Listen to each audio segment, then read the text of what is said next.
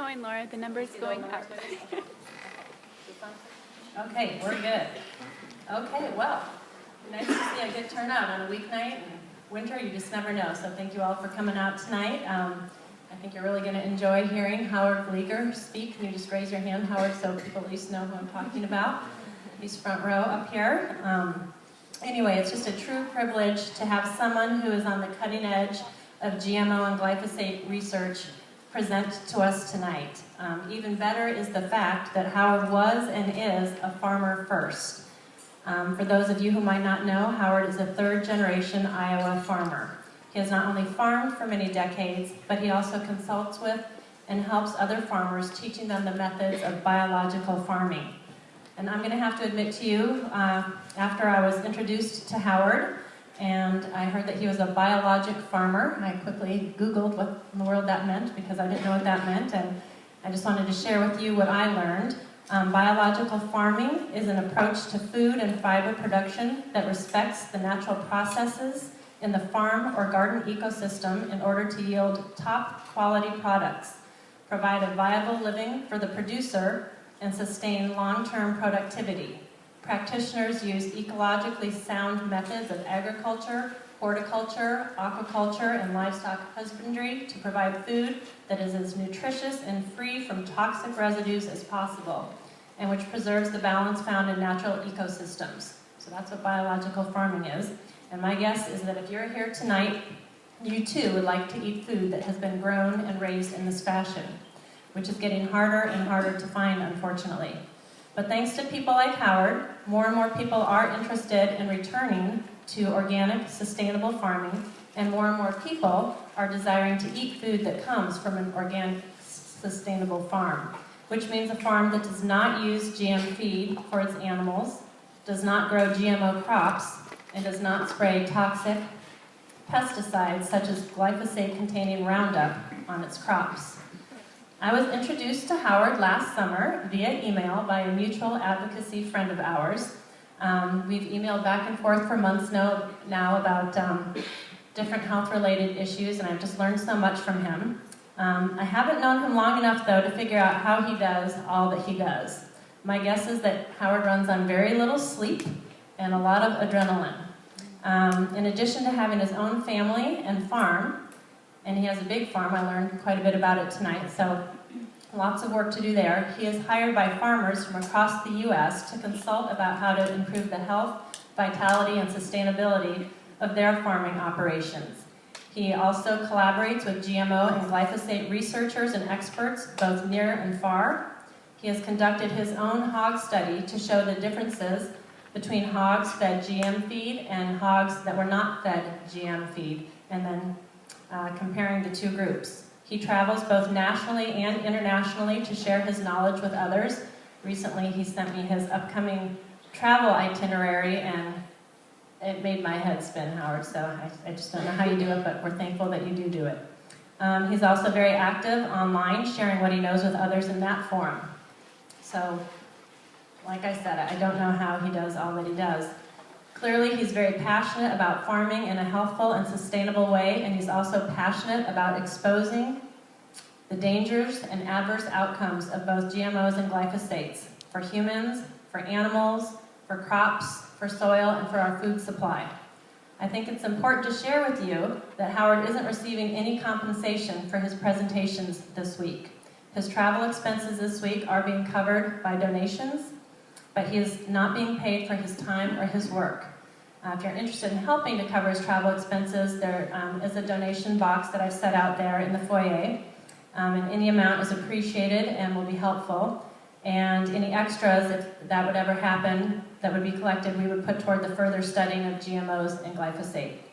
Traveling and sharing his knowledge without compensation or on occasion with just a small stipend is the norm for Howard. Why? Because he is driven to speak as often as he can, to as many as he can, in an effort to inform the public about the ill health effects and adverse consequences that are resulting from the use of GMOs and glyphosate in our food supply. Howard, we are just so thankful that you're willing to leave your family and farm in Iowa and travel all the way to California to teach us. I think we're all excited to learn tonight. The majority of us here tonight, if not all of us, want to educate ourselves so that we can be informed consumers who are equipped to make health-conscious decisions. We also want to share what we're learning with others. I was talking to a woman this morning on my way out of Bible study and told her about tonight, and she said, "What are GMOs?" I was just like, oh, okay, we still have a lot of work to do. Let's see, we also want to use what we're learning tonight to help shape legislation that is protective of, instead of destructive to, our food supply. We have Jessica Denning here. She might be out napping in the foyer. Oh, there she is.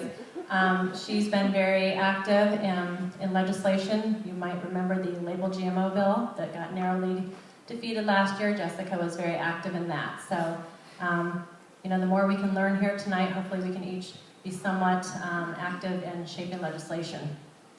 Laura, can I say something? Yes. We may have a possible author for a GMO bill this week, and so we just ask if people will find out who your senator and your assembly person are for California. Go to find their legislator and give them a call. If they can get 50 calls, each legislator, they'll pay attention. They don't pay attention to 10, but anyway, we really make a difference if each of you could just make a call, and they'll give you a voice that means a lot more than petitions or emails. Thank you. Good advice. Those of us here tonight, we care about what we put into our bodies and into the bodies of our families, and we know that we need to intentionally seek out informed and untainted knowledge as parents, as consumers, as advocates, and voters. Getting harder and harder to find that untainted knowledge, and you're not going to hear it in the media, so we're going to hear a lot of good stuff from Howard, though, tonight. I very much enjoyed learning from Howard, and I know that you will too in his presentation this evening. We have allowed plenty of time for a Q&A session following his talk. Well, I'm not sure if that's so true, because now Howard's been telling me over dinner tonight that he's been trying to squeeze his talks into 2 hours, so that might not be altogether true. But we will reserve a little time for Q&A. So please reserve your questions for that time and refrain from asking any during his presentation. Additionally, please take a quick moment to double check that you've either silenced your cell phone or turned it off. And Janelle, will you remind me to do that when I sit down? Because mine's not off. If you've not had an opportunity yet to sign in, we had some sign-in sheets out in the foyer, and just asking for your email if you want to be made aware when there is legislation regarding GMOs or glyphosate. I'm going to give the list to Jessica Denning, who is with Label GMOs. So.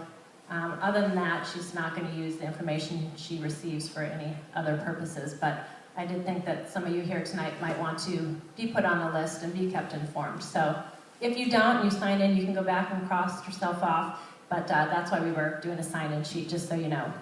And so that you could be informed about any future presentations or events like this that you might be of interest, or might be of interest to you. Okay, Laura? Well, you need to know on Tuesday we have the president of the National Health Federation here at the Grange in Sacramento. So if you put your email address there, I can send that out to you. And if you call me from Paris, he's in Chile. And very rare thing, Scott Tips, he knows more about Codex Alimentarius and the international laws of food than anybody else. Okay, so you would get information on this coming Tuesday's event if you put your name and email on that list. That's it. Before I turn the mic over to Howard, I thought, oh, how fun, we'll do prizes tonight. So I have 2 prizes up here, but you're going to have to humble yourself and not worry about how old or young you might be, because I'm going to give one of the prizes to the oldest person that is in attendance tonight and the other to the youngest. So we'll start with the oldest. Now don't be shy, you're getting a prize out of this. If you are older than, we'll say 50, stand up.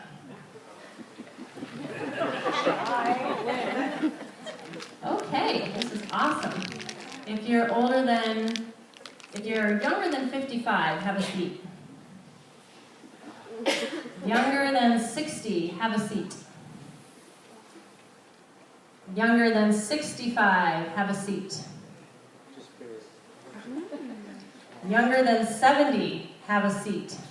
Oh, okay, back up. I knew that would eventually happen. Younger than 67, have a seat. Oh. Kathy, is it you? Kathy, how old are you? I'm going to turn 70 in April. Wow. Come on up, I have a copy of Genetic Roulette for you. Oh, goody. I I just figured Kathy's a perfect example of you are never too old to learn, because if you're 70, you did not grow up with GMOs and glyphosate.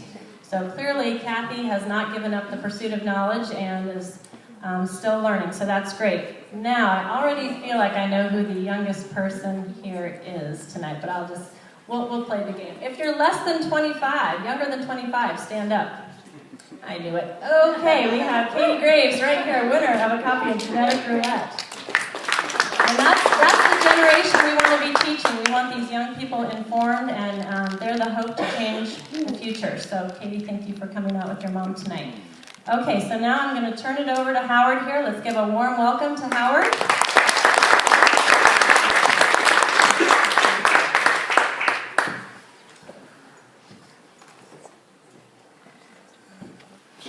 Thank you, and good evening. Kathy, you don't look a day over 55. As you see, my email address says Student in the Soil. I have the distinct privilege of becoming a student in the soil in 1989. That's when I started using alternative farming practices on our family farm. Someone asked me earlier today why I did that. It was desperation. And as always, if the good Lord's on your side and you ask Him for the help you need, desperation can and will be your best friend. I want to share with you information about the pig study that was mentioned, as well as the events that led up to doing it. What brought it about, what did we learn, and what other concerns are there relative to this manifest change that has occurred in our food supply. I'm extremely blessed and privileged to work with some of the top scientists and researchers from around the world in their respective fields of expertise. There's only one on here that I haven't worked with in some way, shape, or form. I'll just quote his research and on this subject. And I think I can safely speak for all of them when I say I am not against this technology, nor are they. The genetic engineering technology, to my knowledge, has been implemented and utilized one way successfully to this point in time. That's in the development of insulin. And it has drastically improved the consistency and the quality of that product. The processes that are used in crop production to this point in time, we can't say that same thing about. But the potential of the technology, if and when it is implemented and utilized in the way that they propose that it should be done, and if it's perfected and refined to eliminate potential side effects, could be tremendous. The most common GMO crops, and I'll use the term GMO, which represents genetically modified organism. I'll use the term genetically engineered, or GE. It's one and the same. The most common crops that we have in our country at this point in time, the first of which is insecticide-producing crops. We started with BT corn and BT cotton in this regard as far as insecticides in the crop. BT stands for Bacillus thuringiensis. Bacillus thuringiensis is a naturally occurring soil bacterium that organic farmers have been able to use for many, many years. If they got a specific insect infestation, they could spray this natural BT on the crop. The corn borer or other insects that it would affect would ingest it, and it would chew a hole in their stomach, and they would die. This natural bacterium then returned to the soil in a benign manner and had no adverse effects. The genetically engineered BT that's used in crop production is vastly different than the product that's sprayed on the crop. The BT that's genetically engineered and inserted into the plant is in every single cell of the plant. Unlike traditional insecticides and pesticides that may be sprayed on to stop a sporadic insect infestation, you can't wash this off. It is in the plant. I'll explain more about that as we go forward. Herbicide-tolerant crops, by and far and away, the #1 reason why we have such wide adaptation of genetically engineered crops in all the different countries in the world where they have been implemented. In our country, we have Roundup Ready crops and Liberty Link crops. Both Roundup herbicide and Liberty herbicide are non-selective herbicides. That means they are designed to kill everything they touch, except the genetically engineered crop that's designed to withstand the application of this chemical. The active chemical ingredient in Roundup is glyphosate. You'll hear more than you ever wanted to know about glyphosate by the time you're out of here this evening. But it may be extremely important to the health of you and your family. We have glyphosate-resistant alfalfa, canola, corn, cotton, soybeans, and sugar beets in production in a broad-acre manner in the United States. We also know that they have developed glyphosate-resistant wheat, but it has not been introduced into broad-stream production. The Liberty Link crops, Liberty is a brand name herbicide like Roundup is a brand name. The active chemical ingredient in Liberty is glufosinate. We don't know as much about the glufosinate as we do the glyphosate. Canola, corn, cotton, soybeans, and sugar beets are in broadacre production for Liberty Link in our country. There is also Liberty Link rice that has been developed, but it is not in production.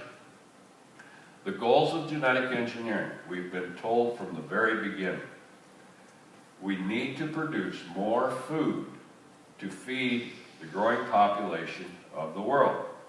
Nobody would disagree with that. We're also told that we need to improve the nutrient content of the crop. These two goals, based on all of the scientists that I get to work with, will agree. Focus on these goals, implement the processes to do it, perfect the process, and that will be a good goal. Drought tolerance is another thing they tell us we're going to have. The in-plant insect protection, or the BT, the #1 objective is to reduce insecticide use. That's certainly a good goal. The herbicide tolerance, the #1 objective, reduce herbicide use and simultaneously improve weed control and make it easier. This aspect happened in the beginning relative to the herbicide tolerant crops. The ease of weed control was very attractive. The reduction in herbicide use was apparent in the very beginning. I'll show you what's happened as it has progressed. We'll look at everything that's happened from front to start as far as the technology. Increased yield.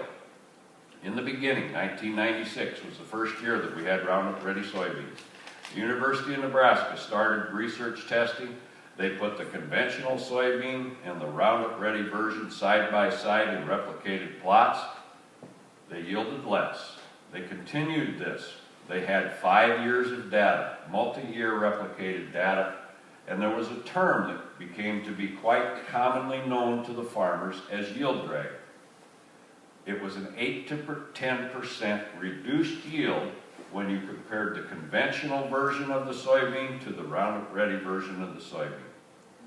But that didn't matter to the farmers because the weed control was easier and was cheaper in the beginning. There was a report put out by the Union of Concerned Science in 2009.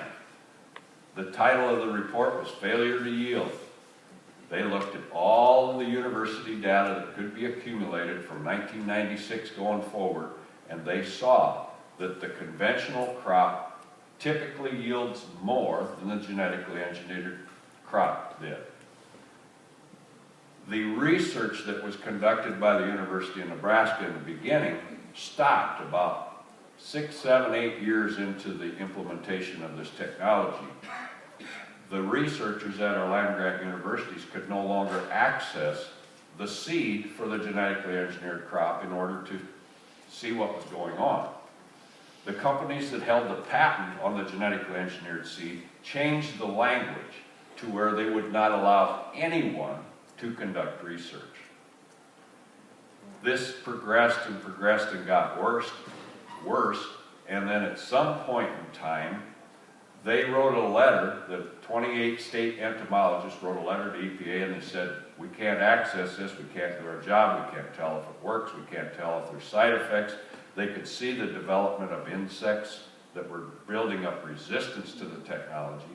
As a result, the GM industry kind of loosened the purse strings up a little bit. And they said, okay, we'll let you have the seed for testing, but you sign this piece of paper.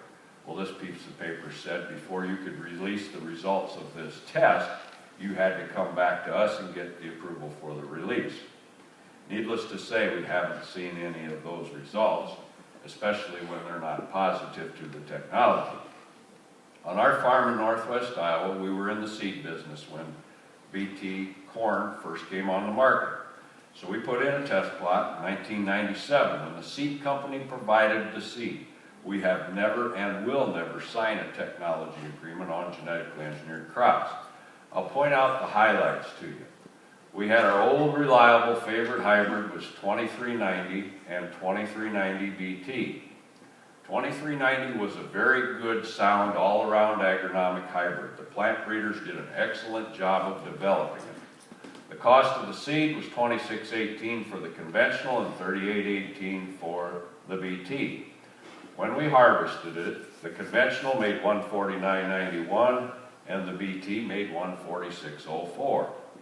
That wasn't so bad that it was 3 bushels less, but the moisture content was 5 percentage points higher. We saw this consistently in the hybrids that were good hybrids when they put the BT into it. If the hybrid was a little lackluster, then the BT would cause an improvement in performance, but that moisture content could still be a difference. The end result of that increased moisture meant a lower price for the grain. You have to take a dock for that moisture. The end result was we lost $57.99 an acre off our net profit as a result of having that seed. We had heard some issues from different cattle feeders and livestock producers in Nebraska who started with the BT in '96 that the cattle didn't necessarily care for the stalks, so we did a little experiment. We took some of the grain from the 2390 and we took some of the grain from the 2390 BT and we put it in opposite ends of a feed bunk. We put 2 cows in the pen. Cows and corn are like kids and candy. They don't leave until it's gone. They ate the conventional corn, they smelled the BT and walked away from it. And we were already objectively viewing what was going on, and that really got our attention because that was not normal.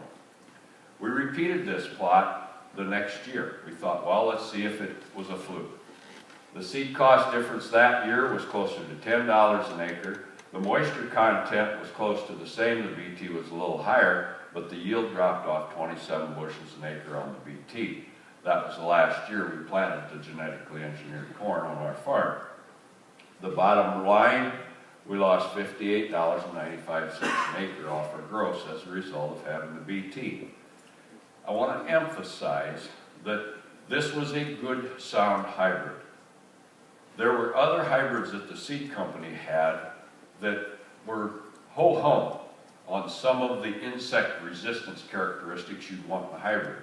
The seed companies quickly learned that by putting that BT into that ho-hum hybrid that they maybe stopped short on finalizing a good job of developing this hybrid, then it would perform with some consistency. Well, the other thing that was a draw, they were selling it for more money. And the other thing we didn't see happen The first year they published the results when the BT yielded less. The second year, you never saw any of those kind of results published in any of the yield trials that were put out. You only saw the results that were favorable. At a certain point in time, we saw the deck get stacked. We saw only the premium quality genetics in the traded corn, and the lesser genetics would be in the conventional corn. That changed somewhere along the line. Herbicide use rates. In the beginning, the glyphosate application rate was 32 ounces per acre. We did see a reduction in herbicide in the beginning because with the glyphosate technology, you didn't have to use a pre-emerge herbicide, which was commonly done by a lot of farmers. They would just plant it, spray it once with Roundup, and it was clean. Well, that practice worked for a little while.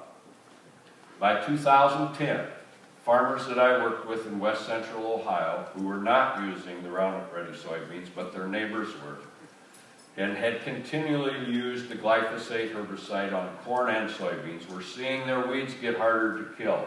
So they were putting on as much as 96 ounces of that glyphosate-based herbicide and making 2 and 3 applications per growing season to try and control weeds that had developed resistance to the glyphosate herbicide. In Argentina, Roundup Ready soybeans were also introduced in 1996. They used 2 liters of Roundup herbicide per hectare. By 2010, that was up to 10 to 20 liters per hectare. Excuse me. Dr. Charles Benbrook from Washington State University did a study in 2008. He looked at the pesticide use from 1996 forward, from the time they introduced the genetically engineered crops to 2008. There was an overall increase in that time period. In the beginning, there was a reduction, but as it increased, it escalated. By 2008, when he did that first paper, it took 26% more chemical to raise the genetically engineered crop than it did the conventional. He did a follow-up 3 years later. It was still climbing as far as the amount of pesticide used. The thing that he could not check was the amount of insecticide that was used in the form of the crop itself. Every BT hybrid, corn or cotton, is registered with the EPA as an insecticide because that insecticide is in every cell of that plant.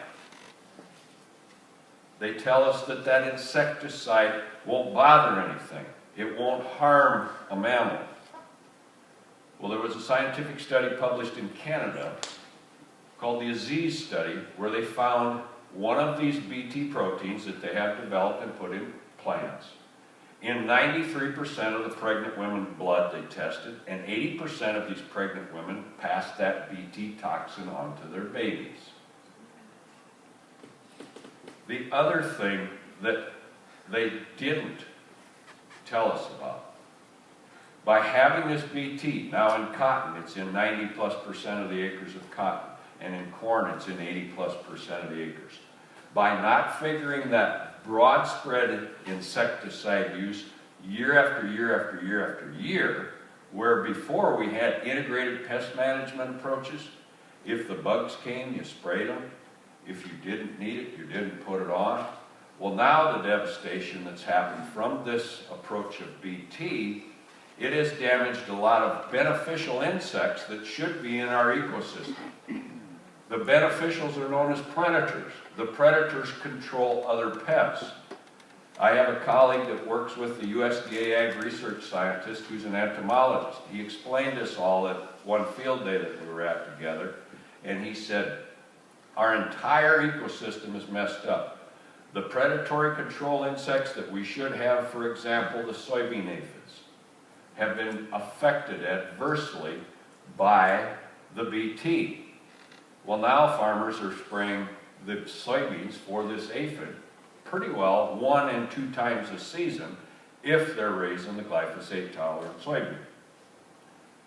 We also have seed treatments. insecticide seed treatments on the seed today. We never had that before we had genetically engineered crops. The neonicotinoid insecticide is on every glyphosate-tolerant soybean and corn seed that's put out to the farmer's use. The neonicotinoid insecticide is a systemic product.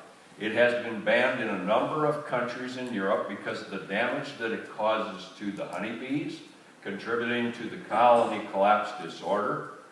And it also has been connected now to damage to the brain in humans and the nervous system. There's a lawsuit going on against the countries that banned it. The chemical company that makes it filed a lawsuit against them to reverse that ban for using it. Same thing that's going on in Hawaii right now, but that's another story. What about the problem insects? This is a picture of a corn plant. This is the ear. All of these bugs are adult rootworm beetles. They lay the eggs for the larvae that chew on the roots of the corn early in the spring. If there's enough of them, the corn will fall down. After they do their damage as a larva, they come back they go through a cocoon state and they come out as the adult beetles. When the adult beetles feed on enough of the silk, there's no pollination, so you have a cob rather than an ear with grain on it, and they fall down.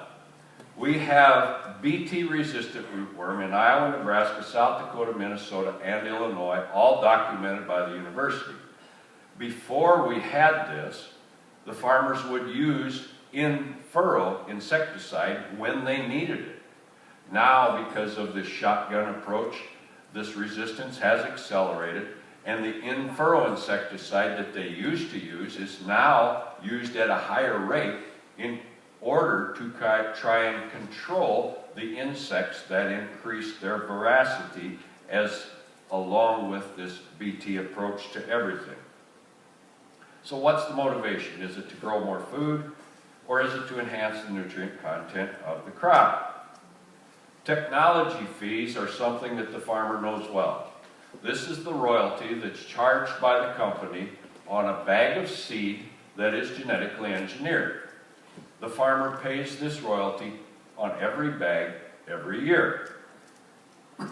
I was in the seed business, as I mentioned, when genetic engineered crops came in the market. I chose to discontinue that at some point in time because it wasn't fun anymore. It got too complicated. I sat down at the end of 2010 and I did the math.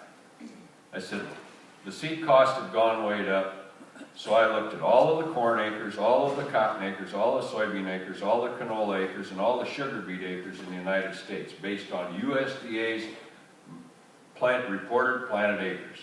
I figured out on all of the crops that I knew about, the ones I didn't know about, I contacted people in the South on the cotton and in North Dakota on the sugar beets to find out what the planting rate was so I could get the tech fee cost. On corn, the tech fee ended up being $60 per acre. We had 87.9 million acres, so that if all of the acres would have been planted to the latest and greatest genetically engineered corn that year, that would generate just under $5.3 billion. On soybeans, $24 an acre, just under $1.9 billion if all the acres were planted. In corn and soybeans, at that point in time, we were in the 90 percentile range as far as adaptation. It wasn't 100. On cotton, it was over 90%, probably over 95, $850 million tech fee. I worked with farmers in cotton production in the Southeast for 3 years. They gave me the history on cottonseed prices. In 1993, a 50-pound bag of cotton cost between $45 and $60 a bag. In 2010, they no longer sell a 50-pound bag of cotton. There's 230,000 seeds per bag. The bag is going away from 38 to 46 pounds, depending on the size of the seed. Here's the breakdown on the price. The seed is $159.99 per bag. The tech fee is $412.20 per bag. The seed treatment, which is a combination of insecticide, fungicide, and pneumaticide, they have to put this on the seed If they don't put it on the seed, they will not get a stand of cotton, because the way the ground has been farmed, the natural attributes that were there to control bad bugs and bad diseases have been destroyed, and they have to put on all these pesticides in order to get a stand. So we see over a 10-fold increase between 1993 for the cost of cottonseed versus 2010. Continuing on with the totals. Presuming that sugar beets would have been in maximum production that year, which they were not. There weren't any sugar beets in production that year that came the next year, because there was a court order that pulled them out. But again, using the rate, if we presume, canola, 1.2 million acres. We don't plant that much canola in this country, so that's only $9 million. We subtotal all the crops in 2010, presuming that they were all used to the latest and greatest, is just under $8.7 billion. I spoke in Canada last week, and I thought I'd add up the acres of canola they planted in 2010 and apply the tech fee there. So if we rough total the potential in North America, Canada and the US, in 1 year, just for the tech fee. That's not for the seed, that's not for the fertilizer, that's not for the chemical. Just a technology fee, it's $9.9 billion. What could possibly be the motivating factor?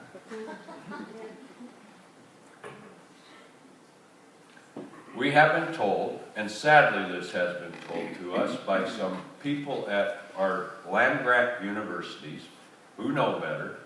They say, we have been seeing genetic improvements in crops and plants and seeds for thousands of years. Now, it's absolutely true that corn, which was maize, has progressed genetically for thousands of years. But it's never been done the way they're doing it with genetic modification.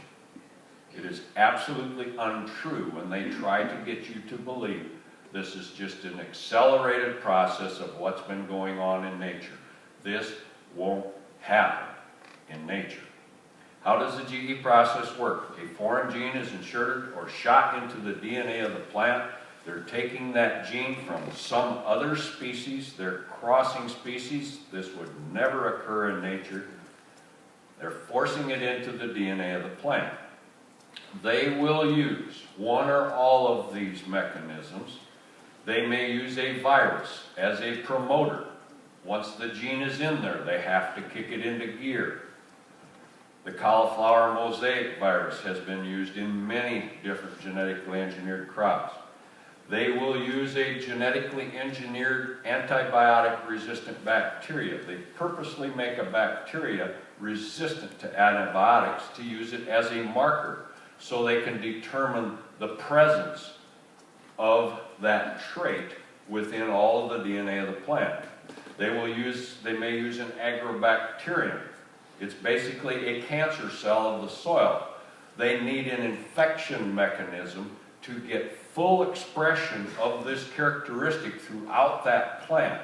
In the example of the herbicide tolerance, if you don't have that full infection, say it's just in the top part of the plant, you spray a chemical that's going to kill everything, the top survives and the bottom dies, that don't work. They're also using E. coli, components of E. coli, as infection mechanisms. The one drought-tolerant corn, supposedly drought-tolerant corn, that has been patented by one of the biotech companies, has all of these components in the registration. When they patent that seed, they have to tell what they used and approximately where they put it in the DNA. The European Food Safety Authority analyzed 85 different genetically engineered crops. They found that 54 of them contained unspecified and sometimes unidentified virus. The company that developed it either didn't know it was there or didn't tell somebody. This is a slide that was given to me by a retired molecular microbiologist from Washington State University.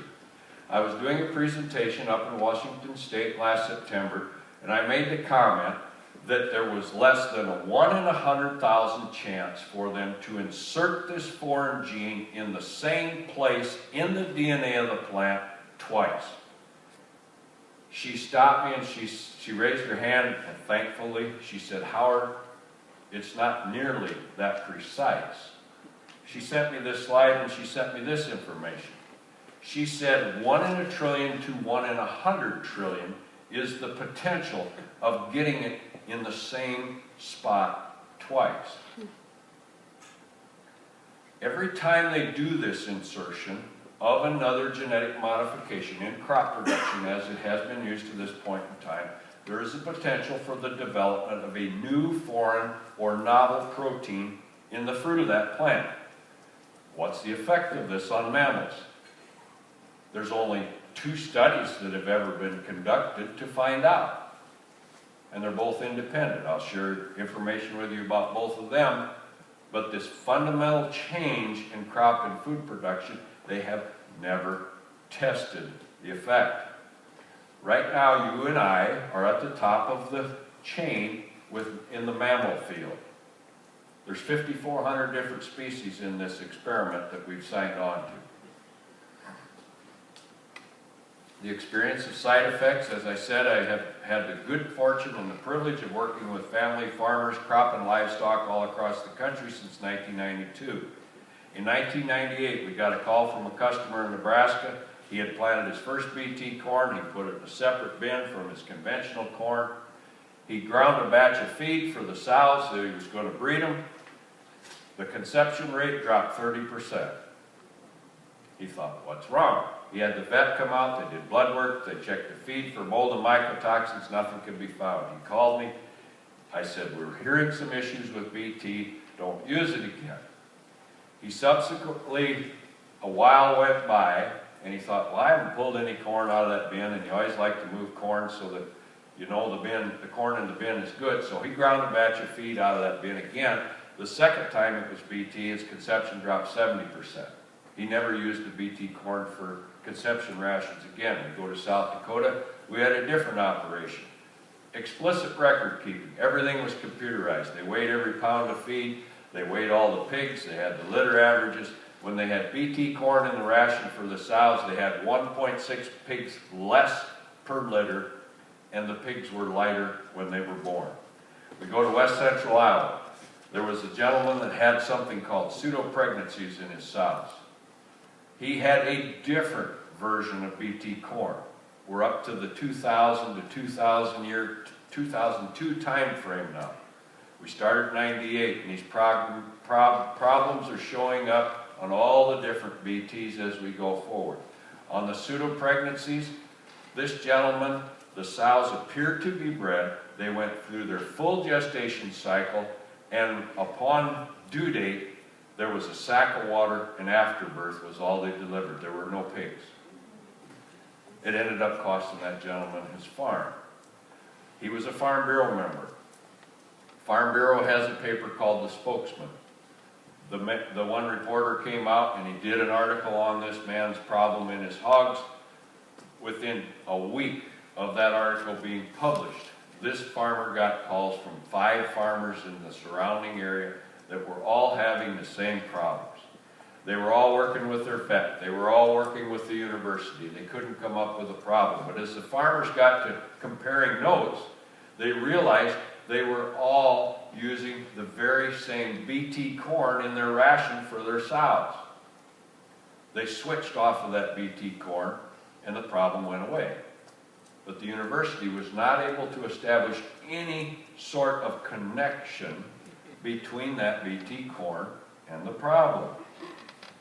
In our part of Iowa, when the genetically engineered feedstuffs were in the ration, we saw digestive problems, ileitis, salmonella, bloody bowel. As these pigs got older, they healed, some of them didn't, some of them died. When we would post them, we would consistently see ulcers in the pigs' stomachs. We also saw immune system challenges in the pigs in varying degrees. There was anemia. There was a host of other things that were directly connected to the immune system. The immune system, 70% of the cells of our immune system are located in our digestive tract. I need to have a wall to demonstrate this. I want you to imagine that I am your immune system. My job is to protect you. I am in your digestive tract. You have consumed some food that I identify as a foreign protein. That's this wall. It is my job to do everything in my power to rid this foreign invader from your system. 24/7, 365. Your immune system is diligent. It works for you at that capacity. If you were to leave here now and come back tomorrow night, 24 hours from right now, what will happen to my strength between now and then?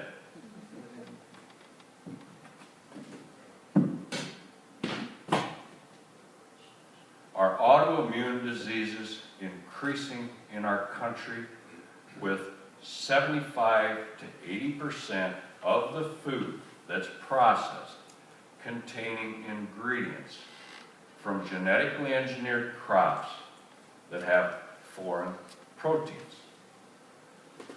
Autoimmune diseases, when the immune system attacks the body's own tissue, causing by an antigen or a foreign substance triggering the production of antibodies, when the foreign invader is detected, the #1 indicator is inflammation. Please remember that. I'm going to take you down the road of a tour of a hog slaughter plant. I won't explain all of the situation and circumstances of why I did it, but because of what I saw, I went back and I started taking pictures of hog stomachs. Remember I said we've had all these problems coming along all this time, and we saw consistent problems in the stomachs. So after what I saw on this tour, they allowed me to come back. I took pictures of 10 hog stomachs from our hogs that were raised in a non-GMO, drug-free program, multi-generational. I took 10 pictures of hog stomachs from what I termed as a-natural. It was a drug-free program that hog plant custom slaughtered for. They had no restrictions on feeding genetically engineered feedstuffs to their animals. At that time, 80+% of the corn was GE in our area, and 90+% of the soy was GE, so it was safe to presume that they were eating genetically engineered feed. I had 10 of B-natural, I had 10 of antibiotic fed. I'm only showing a select set of these pictures for the sake of time. The little graphic, nobody's ever passed out or fainted. I do know CPR if anybody does. Dr. McGuire is the veterinary that worked at the plant that helped with the interpretation of the pictures.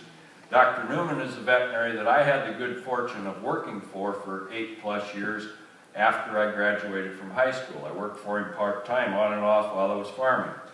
He'll be 88 on his next birthday. He's still sharp as a tack. He was semi-retired when I showed him these pictures. You remember I told you the problems in livestock showed up in 1998. Now we're at 2008. So we went 10 years, and we've seen these consistent problems in the digestive tract. So if the veterinaries that are actively practicing see these problems for 10 years, what might they call them? Normal? Dr. Newman was the only one that could really tell me what a healthy hog stomach looked like, because most of the younger guys forgot or never knew. This is a healthy hog stomach. Notice the overall skin tone color. This yellow over here, that is normal. That's mucus that is there as a result of the amino acids and the enzymes continuing to be produced, but there's no feed there to digest. This is a presumably GM-fed, no antibiotic hog stomach. Notice the overall redness and irritation, inflammation. There's a small pinpoint ulcer right there. This is another GM-fed, antibiotic, no antibiotic hog stomach. Again, overall irritation, inflammation, and indicated by the redness. This is one of the more severe GM-fed, non-antibiotic hog stomachs. There's numerous ulcers. Pinpoint, pinpoint, pinpoint. about a 4 to 5 centimeter ulcer that had healed over there. This is a hog that was fed antibiotics and presumably the GM grain. Notice how pale it is. Dr. McGuire was quick to point out the benefits of certain antibiotics in reducing the irritation and inflammation. But if you look right there, there's an old ulcer that is healed over. This was the worst one of all of the antibiotic feds that we took a picture of. As we had accumulated all of this information and this data, and especially these pictures, I was working with Dr. Elaine Ingham, who's a very successful soil microbiologist. We were implementing her processes on her farm. I called all these happenings with the genetically engineered feed causing problems circumstantial or coincidental. She said, no, Howard, it's anecdotal. Take this to the next level and do a scientific study, write up a protocol, put all the controls in place, and prove it. Well, I was blessed by the good Lord to become connected with a doctor from Australia by the name of Judy Carmen. She's in the background on this picture. We did a hog study. We took 84 pigs right off of their mother, put them on non-GM corn and soy. We put 84 pigs on GM corn and soy. They were all sexed for uniformity and sized for uniformity. There was the same number of each in both sets. From the day they were weaned until the day they were harvested for their meat as a meat animal, they were on these diets. We weighed them every week. We monitored them every day. Everything was recorded. This is Dr. Robinson. He's doing the autopsy on the stomach. We collected all of the organs from these animals when they were harvested. We had it all identified. All of the information was collected. The condition of the organs, the weight of certain organs was all recorded. The veterinaries didn't even know what we were testing. They just were doing autopsy. They didn't know what the test was about. It was a completely blind study. This is an example of a healthy pig stomach again. Skin tone color. This is an example of a severely inflamed or irritated pig study. The statistical findings of this study were this.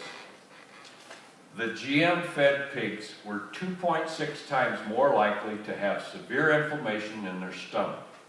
Of that, the males were 4 times more likely and the females were 2.2 times more likely. In addition to that, the weight of the utera of the female pigs that were fed GM was abnormally heavy. It was 25% heavier than the average utera weight of the non-GM fed females. We knew there were conception issues when we fed GM. We knew there were digestive issues when we fed GM. Both of these statistics document a connection between conception with the utera and digestion with the stomachs. We didn't expect that increased utera weight. If we would have, and we didn't know it until 2 days after the autopsies were done when the statistics were put into the scientific chart. If we'd have known that, we would have kept the utera for further histology work to say what was really wrong. Is this precancerous? What's happening? We don't know. We didn't have that. As far as I'm concerned, somebody should replicate the study and take it another step further to find out. But remember I said we started having these problems in 1998. This study was published in June of 2013. So that's only 15 years lag time. Now, in 1998, when we saw the problem, we'd take away the GM feed and the problem go away, you put it back, the problem came back. That's not scientific. That's anecdotal. On the farm we call it common sense. I want to share with you the anecdotal information, to me, that is a huge red flag warning from a common sense perspective that we did not anticipate. We weren't prepared for it. It wasn't in our protocol. So from a true scientific aspect, we had no way to verify it. We had to weigh these pigs every single week. When they were small, we picked them up, put them on the scale. When they got bigger, we had a simple maze that they had to run through to get on the scale to be weighed. The people that were weighing the pigs did not know which pen was on which diet, but the same pigs were in the same pen all the time. We had 2 pens here and 2 pens here. These 2 pens went through that simple maze in less time than the other 2 pens. These 2 pens here went through without an issue. These 2 pens here not only took longer to get through the simple maze, as soon as you would get them in confined quarters, they'd start biting and fighting and picking on one another. When they were back in their normal pen, they never exhibited a level of contentment. They were always listless. These 2 pens that went through the maze quickly and were content were the non-GM fed. These 2 were the GM fed. Here's the common sense red flag. What is happening with all of the behavioral issues to the young children, young adults, and even older adults in our country? This is a warning that cannot be ignored. You'll see why soon. We also saw some eczema issues with the GM-fed animals. Here's the simple maze. This was like a circle pen. We'd bring them up to that. There was a gate that swung around behind them, and they just have to go down this simple alley. It wasn't complicated. Hogs are creatures of habit. They can get in a routine quite nicely. Oh, by the way, did you know that the digestive system of a pig is almost identical to yours and mine? Now we're shifting gears to beef. A friend of mine in Ohio butchers his own animals on the farm. He only feeds non-GMO. On the left, you see the non-GMO beef that he raised and he eats, his family. He does some butchering for his neighbors. On the right, you see a GM fed. They say that if you consume a toxin, that it will accumulate in the fat tissue of the body. Which one would you prefer to eat? Glyphosate, the active chemical ingredient in Roundup herbicide. As I said, it was patented in 1974 and put on the market. It was initially used as a burn-down product. A burn-down product basically kills everything that's there. That way you could plant without tilling, save on the soil. Life was good. As we got the genetically engineered crops introduced into the crop production system, now we can spray this glyphosate herbicide, which is supposed to kill everything, on this genetically engineered crop. The last 5 to 8 years, the manufacture of the #1 selling glyphosate herbicide in the world, which it was estimated last year there were 880 million pounds of glyphosate-based herbicides applied worldwide. They have been promoting the use of this chemical as a desiccant or pre-harvest tool on small grains, oats, wheat, barley, rye, edible peas. I've seen it used on cantaloupe. Sugar cane, they put it on 8 weeks ahead of harvest. Now they don't have to burn the leaves off the cane fields. Where they've been doing that in Guatemala, they've been losing 1 in 4 cane field workers to renal kidney failure per year since they started doing it. They didn't make the connection until Dr. Huber started working with them to try and resurrect the deadness in their sugarcane plants because of the negative aspects of glyphosate. Where does that residue of that chemical go when they spray it on that crop 5 to 8 days prior to harvest? This is a schematic that explains glyphosate quite well. It's by Dr. Bob Kramer from the USDA Ag Research Scientist Department at the University of Missouri. Glyphosate is a systemic chemical. That's why it's been so effective. It touches that plant, it translocates to every part of the plant, and it also translocates into the soil. A minimum of 20% that touches the plant goes into the soil. It is scientifically documented that the glyphosate will have a devastating effect on beneficial microorganisms in the soil. The manufacturer of Roundup denied this for many, many years. But in 2010, we found out that they were granted a patent on glyphosate as an antibiotic. You can look this up online, patent number 7771736. It'll talk about it being an antiparasitic or internal parasite control, which is an organism. You read down further and you will find the damage that glyphosate does to beneficial bacteria. The vast majority of the ones that you want in your digestive tract will be wiped out by glyphosate at only 1/10 of a part per million. I want you to remember that low number. Glyphosate herbicide will not kill a weed. That look usually comes back from somebody, now, what is he talking about? They just said they used it on 880 million pounds to kill weeds all over the world. If you spray a plant raised in sterile soil with glyphosate herbicide, it won't die. These are edible beans. This scientific experiment has been conducted 4 times.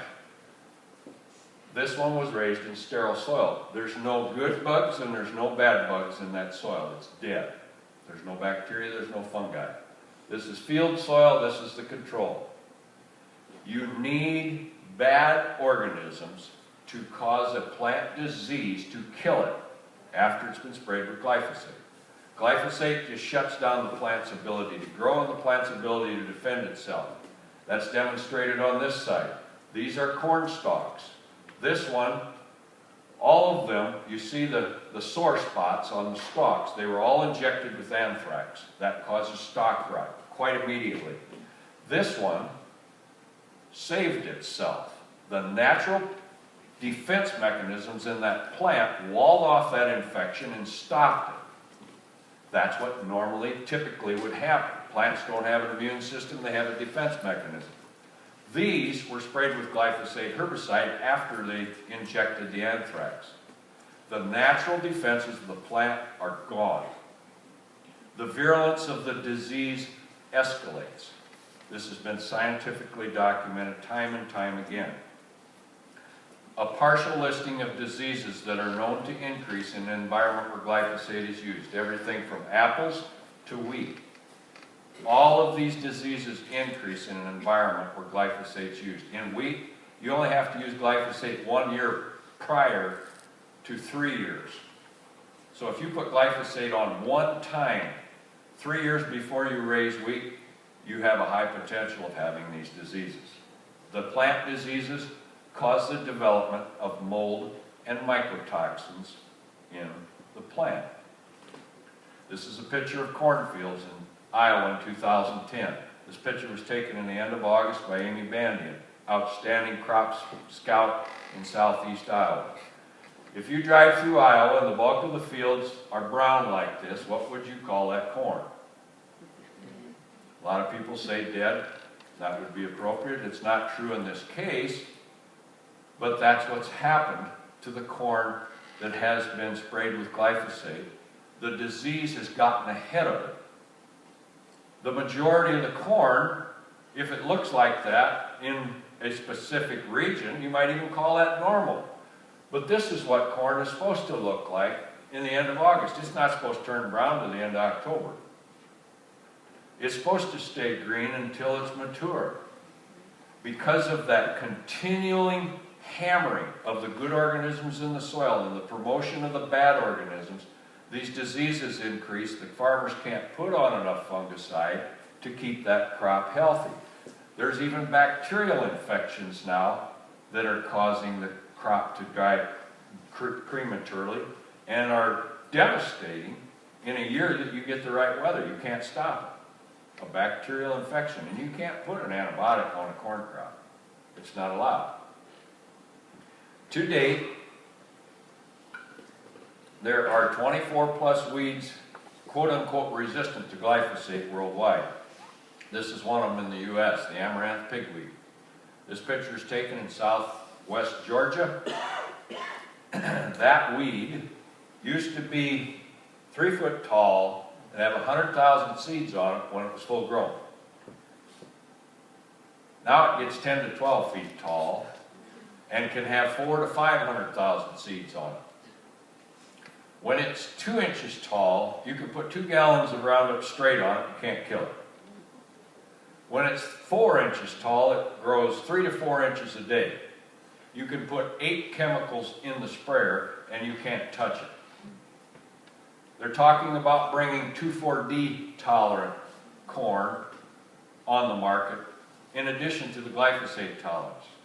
2,4-D is one of the ingredients in Agent Orange. 2,4-D, 2,4,5-T, and dioxin are the 3 ingredients of Agent Orange. I don't have to explain Agent Orange to you. 2,4-D is not effective at controlling the broadleaf weeds that have turned into super weeds as a result of glyphosate. I do not understand why they're promoting that idea. I do anticipate the tech fees might go up, but I don't understand why they're promoting the 2,4-D. This is Iowa. Water hemp, tall water hemp. It's a first cousin to the amaranth pigweed. Back to the amaranth pigweed, I know cotton and peanut farmers that are spending $150 an acre per year, every year, to have hand laborers come in and remove that one weed from their field. You don't just cut it off, you dig it out. If they cut it off with a machete, they'll come right back. They have to dig it out. $150 per year to get that weed out of there.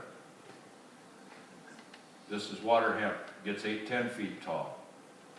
And it's progressed to the point to where multiple modes of action of herbicide won't kill it either. The glyphosate residue in 2010 and 11, Paul Capel and his U.S. Geological Survey team conducted a monitoring set up a monitoring system in Iowa and Mississippi. They monitored the amount of glyphosate in the air and in the rain and in the rivers. They found glyphosate in the air, in the rain, and in the rivers in significant levels. Don't worry, it's probably not in any other state because they didn't look for it there. We have found glyphosate residue in alfalfa, barley, corn, edible peas, potatoes, soybeans, and the list could go on and on and on. In the alfalfa, it was not glyphosate-tolerant alfalfa. The alfalfa was conventional alfalfa. This was well before the glyphosate-tolerant alfalfa was even deregulated. They applied poultry litter to the hayfield for fertilizer. The glyphosate residue was detected in the hay that was harvested off the field. The glyphosate residue is in the manure, it's taken up by the crop, and it's in the feed. Typical levels of glyphosate between the glyphosate and the AMPA, which is the compound that glyphosate degrades to as it breaks down slowly. You put on 3 tons of poultry litter, which is quite common for a number of crops, and you will get 2/3 of a quart of Roundup herbicide free of charge. Glyphosate residues. The EPA said in 1994, 2 parts per million per day for life is okay. In 2013, on the 1st of May, the EPA increased the tolerance levels to as high as 40 parts per million on some grains and 400 parts per million on forage. Forage, of course, is fed to livestock. Why did they do this, you might ask? They received a letter from a company in St. Louis by the name of Monsanto requesting that they increase these tolerance levels. There was no science supporting doing this. It was just a request, and it was granted, in spite of the fact that they had thousands of comments against their doing this through the online submission. In 1997, the soy went from 1/10 of a part per million to 20. Maybe they knew what was coming. We routinely find 5 to 10 parts per million in soy. There was a random sampling in Argentina early last year on soybeans. They looked at just grabbed 11 samples as the grain was coming in.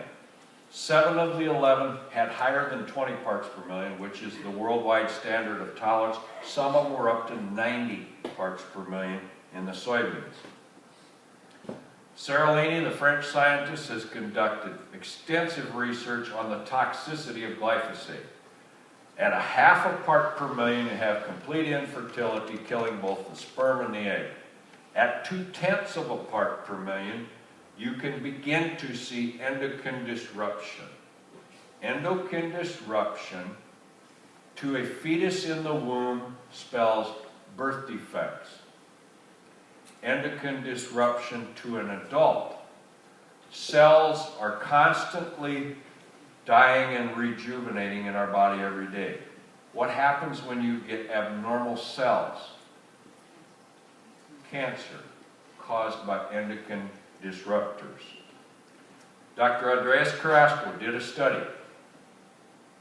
He took frog embryos and chick embryos and purposely exposed them to differing levels of glyphosate. The reason he did this, he was seeing an extreme increase in the birth defects of the babies that were born to the women that lived in the soybean fields that were glyphosate tolerant, that were being sprayed with glyphosate herbicide with an airplane.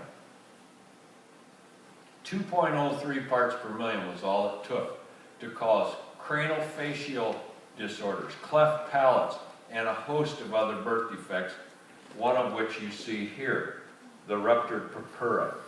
Between 1998 and 2008, they have seen a 447% increase in the birth defects to the babies born in this area. Last year there was an article about the dramatic increase in the encephalopathy to the babies born in the Yakima Valley.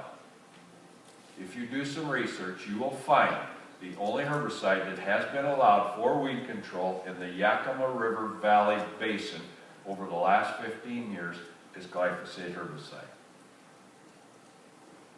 Glyphosate is a very strong metal chelator, or mineral chelator. Chelator is a Greek word meaning claw or to hold. It will tie up and not let go.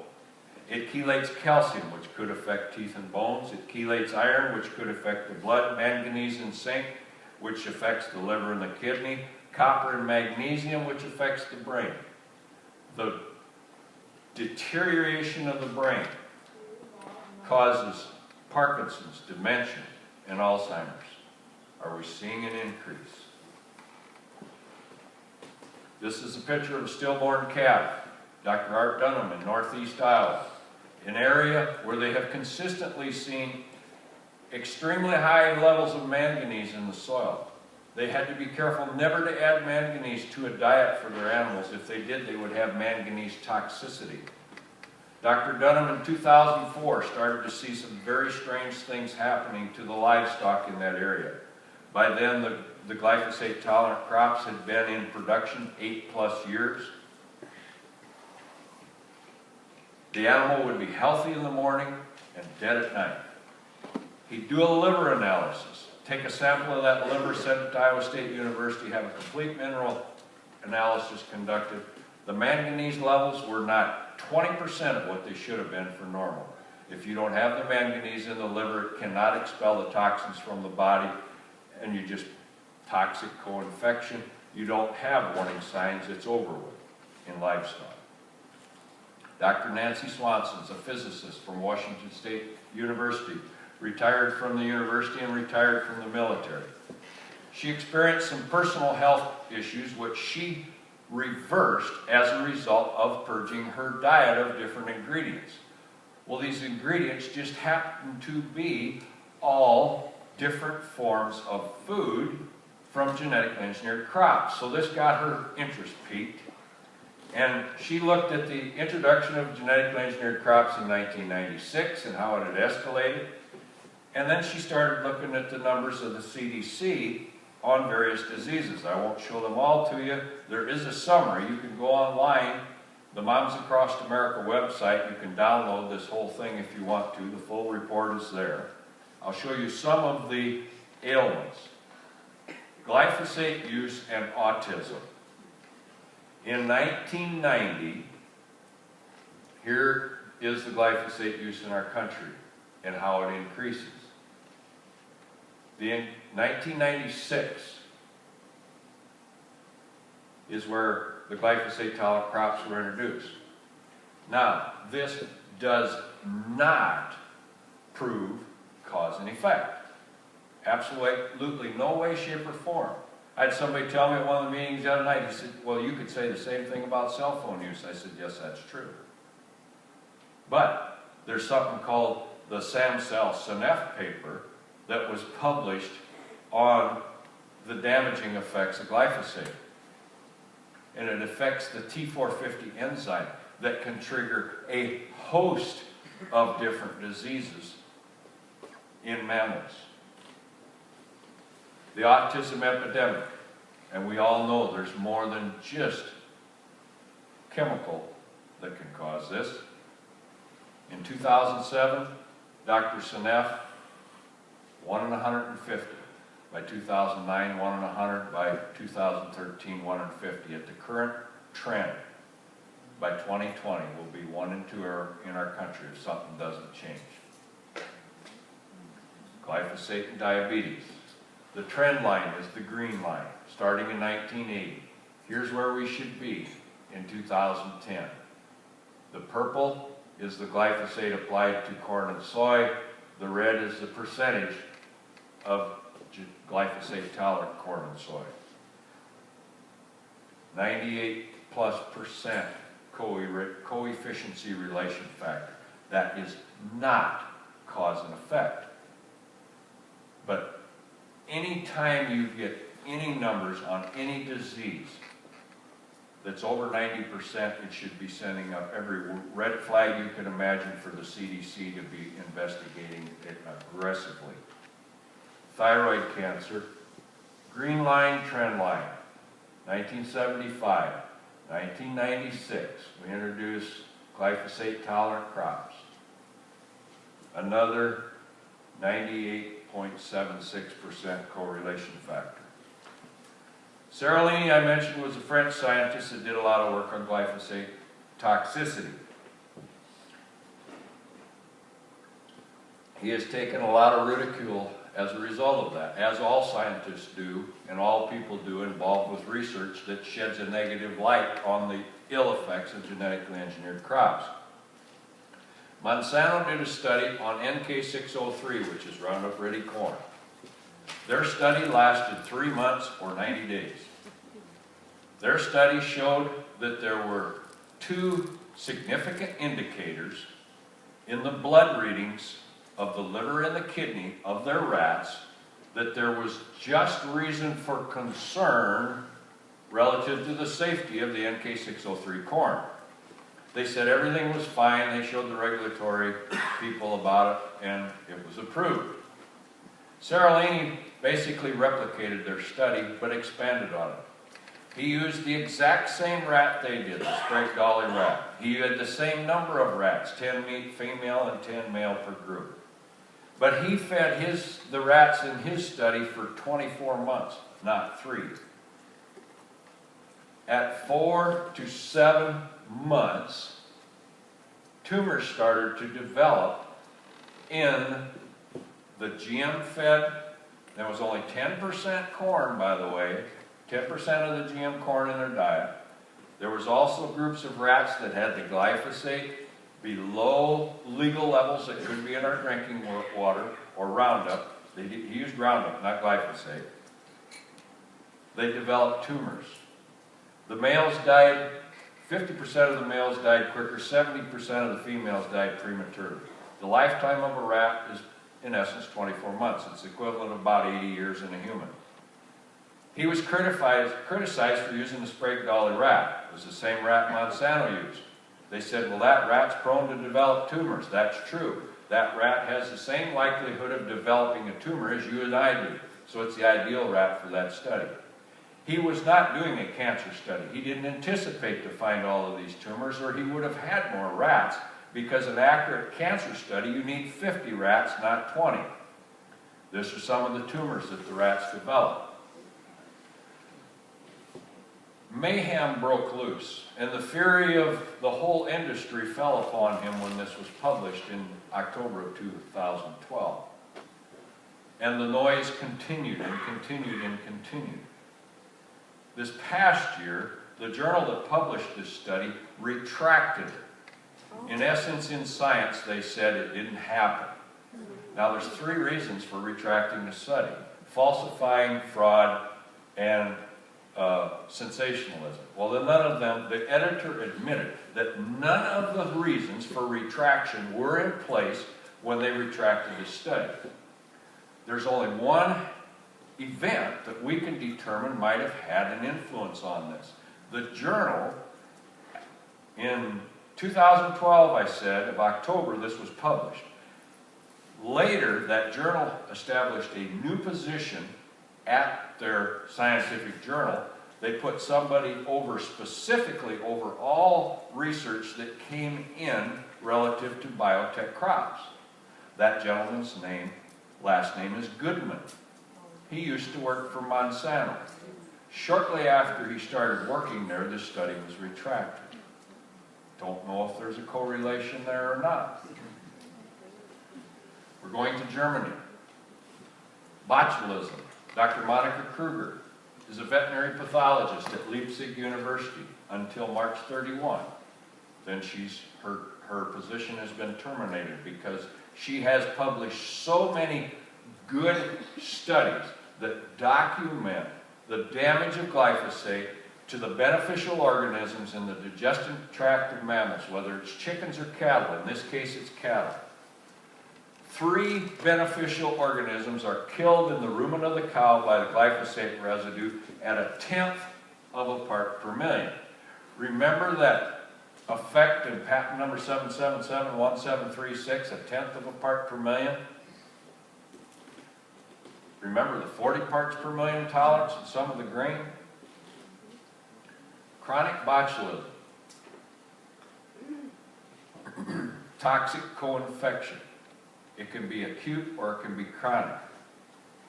The reason it's so rampant in Germany is because of their environmental conditions. In our country, well, it can't happen. Wrong. It can. Dr. Michael McNeil is an excellent PhD researcher in north central Iowa. He goes around the country giving talks about this condition with glyphosate and genetically engineered crops. He was up in the New England states. He gave a talk. There was a farmer in the room that was a dairy farmer. He says, he came up to him after the meeting. He says, I wonder if I'm having that same problem. Would you come to my farm? He went to his farm. While they were standing there looking at the cows, a cow went and took a drink of water at the water tank, walked away, and dropped dead. Chronic botulism. The farmer started crying. Dr. McNeil didn't know what to think. Was this man that attached to his cows? No, that wasn't the case.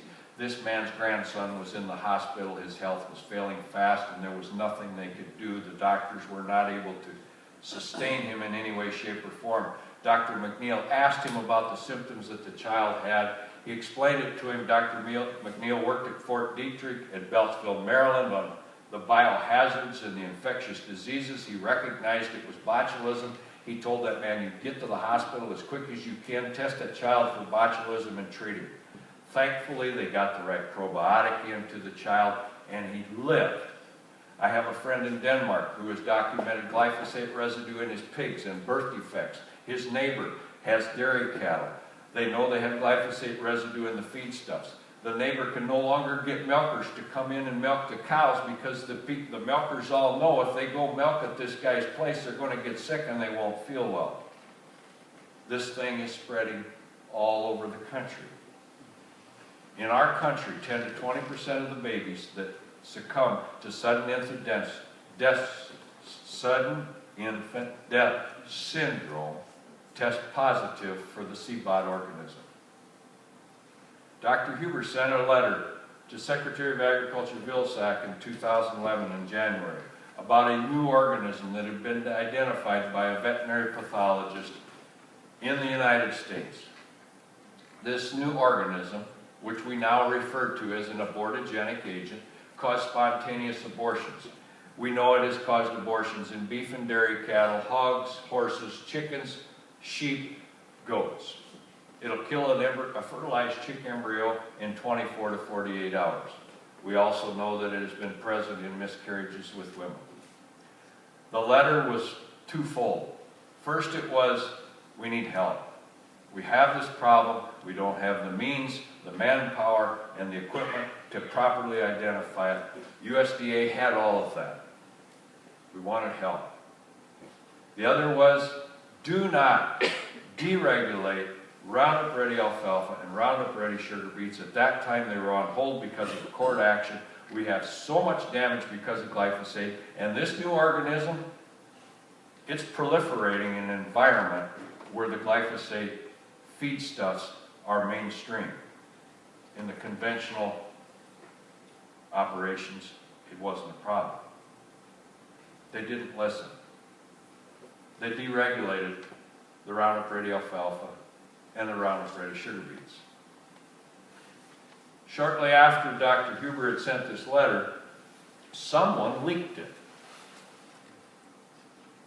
It went around the world in very short order. It really circulated. Not too long after that, and this was not of Dr. Huber's knowledge or consent by any means that it got leaked. It was a confidential letter. He had 41 plus years service to our military, was the head of the Bioterrorism Task Force, and had 45 years service in research and crop production at Purdue, epidemiology, plant nutrition, and mineral disease. The man is, his credentials stacked this high. They should have listened to him. He received communication from Chinese scientists after this went public. They ship a lot of soybeans to China from the United States. They have the ability to test them if they're Roundup Ready soybeans or not. They saw some that were deformed looking, so they sprouted them. They grew. After the soybean got about this tall, they cut the leaf, they took some sap out of the leaf, and they put it under an electron microscope. They sent Dr. Huber the pictures. It was almost identical to this shape of this abortogenic agent. They identify it as an unknown protein. We're getting closer to identification of it, but we don't have it yet. Again, no help from the USDA, which should have been right there to assist. What do you see in this picture? Combine harvesting corn. What's he generating a lot of? Dust. A gentleman I know in northwest Iowa saw a lot of dust behind the combine, an unusual amount of dust behind the combine in his dad's Roundup Ready corn. So he took a sample of the dust off of the combine, put it in a bag, and identified it. Saw unusual amount of dust behind the Liberty Link corn that his brother had. Collected another sample, put it in a bag, and identified it. He saw dust in the hog confinement building that he custom feeds hogs in, so he thought he'd take a sample of that. He sends it to all the Midwest labs in Omaha and asks them to do a mold count and ID on this dust. They sent a warning when they returned the results to him. They said, anybody working in an environment where there's over 1,000 CFUs per gram should have a protective breathing device on it. The hog dust is 14,000 CFUs per gram, 1,000 Aspergillus niger, 10,000 Aspergillus species other, and 3,000 penicillium. The Liberty Link corn dust is 7,200,000 CFUs per gram, 7 million is Aspergillus species, and 200,000 is penicillium. The Roundup Ready corn dust is 15,600,000. It's all Aspergillus species. Aspergillus species is one of the more aggressive types of mold-causing mycotoxins. Why do I bring this up? This is a dust mask that should be worn by every farmer that handles any kind of grain, whether it's genetically engineered or not. I know farmers that have scooped their grain bins empty without a dust mask on, and it coincidentally is Roundup Ready grain, and they may end up in the hospital with pneumonia. Based on the type of growing season that we have and the weather, and how conducive that weather is to increase the amount of diseases, plant diseases that produce these mold and mycotoxin spores. When harvest starts, so do the respiratory ailments of all of the people in the rural community and in the towns that are adjacent to where these fields are being harvested. The one year we had very conducive weather conditions for maximum plant disease. There was almost an epidemic of pneumonia at the college where my wife works. This is an interactive slide. I need you to participate with me in this. Do you recognize any of the names in the center of the circle? Have you ever seen a commercial on TV that says if you cannot afford your medication costs, contact us, we have a program to assist you? That commercial is sponsored by AstraZeneca. Have you ever heard of atrazine? One of the oldest corn herbicides used in crop production, which is made by AstraZeneca Syngenta. As is AstraZeneca Syngenta, is the 4th largest producer of genetically engineered crops in the world. When you see or hear Bayer, what's the first thing you think of? Have you ever heard of Bayer Crop Science, the makers of Aztec insecticide, Liberty herbicide, and genetically engineered crops? Pfizer Pharmacia Upjohn, when you see that, what do you think of? Drugs? Did you know that they were the sole parent company of Monsanto at one point in time, and they're still connected? So, we have established the fact that all the companies in the center of the circle are in the pharmaceutical and chemical business. We will start with chemical. I want you to give me one word that you would use to describe a chemical that kills either a weed or an insect, and you're describing this chemical to a 5-year-old child. We're using poison to raise crops. What do we raise crops for? Cereal and grain. What do we feed the bulk of the grain to? Livestock. If there were to be a residual effect in using this poison on the crop, do you think it would be positive or negative? If there's a negative effect of using the poison on the crop and it's in the grain, you feed the grain to the livestock won't feel good, who do you call? When the vet comes to look at your livestock, what might he recommend you give them to make them feel better? What if you want them to grow faster so you can lower your cost of production? What might you use? What do we raise livestock for? Who eats the meat? If there's a residual effect of this poison that's used in crop production that might affect the grain, that might affect the livestock, might it be in the meat? If the people eat the meat and they don't feel good, where do they go? After you go to the doctor, where might he send you with a piece of paper with his autograph on it? Does this present a positive cash flow for the companies in the center of the circle? In summary, we have foreign proteins that are indigestible with potential allergenic effects. We have crops deficient in nutrient content due to glyphosate's chelating capacity. We had increases in growth of opportunistic fungi causing plant and animal diseases. We have increases in environmental challenges such as dust. We have increased mold and mycotoxins. We have increased need for antibiotics. We have increased immune system challenges, inflammation and disease, and respiratory problems. I reiterate, the scientists that I'm privileged to work with all believe in the technology of genetic engineering, if and when it is utilized as proposed and perfected and refined to get rid of the side effects. Do you believe that these people are correct? Do you want your family, your children, and your grandchildren consuming this? What can we do? A friend of mine in Orange County sent me this picture. That was posted on the schoolyard where her children play. They no longer use that herbicide on that schoolyard because she was not going to sit still for it. It won't go away by itself. How many people have gone to one of them box type stores and found this cute looking jug that had a ready to use dispenser on it that would go psst, psst when you pointed it at a weed, and then you spray that weed that's in the crack of your sidewalk, and within a couple of days it's dead? How many people have done that? My mother had the neatest little trick. She had this silver looking thing, I think it was called a teapot. It sat on the stove all the time.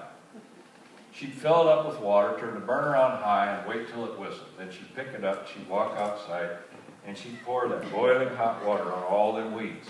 She'd go back, if she needed more water, she'd fill it up again, put it back on the stove, and she'd go, while it was warming up the second time, she'd go out and pull them weeds out like this.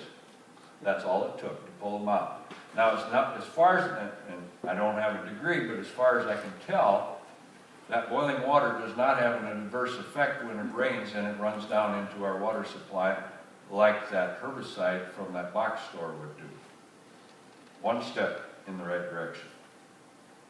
If you would like to continue your exploration and education in this arena, I have a number of different books that I'm going to flip through and show to you here.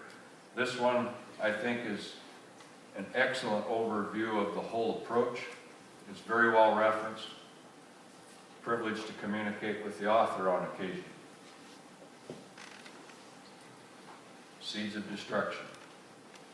This one I have not read yet. I listened to the author be interviewed on a radio program the other day with the lady that interviewed him. She's a very knowledgeable nutritionist. I've been on her show a couple times. It really intrigued me, so I put this one in. It tells about how all of the processes came to be as this technology was implemented in our country.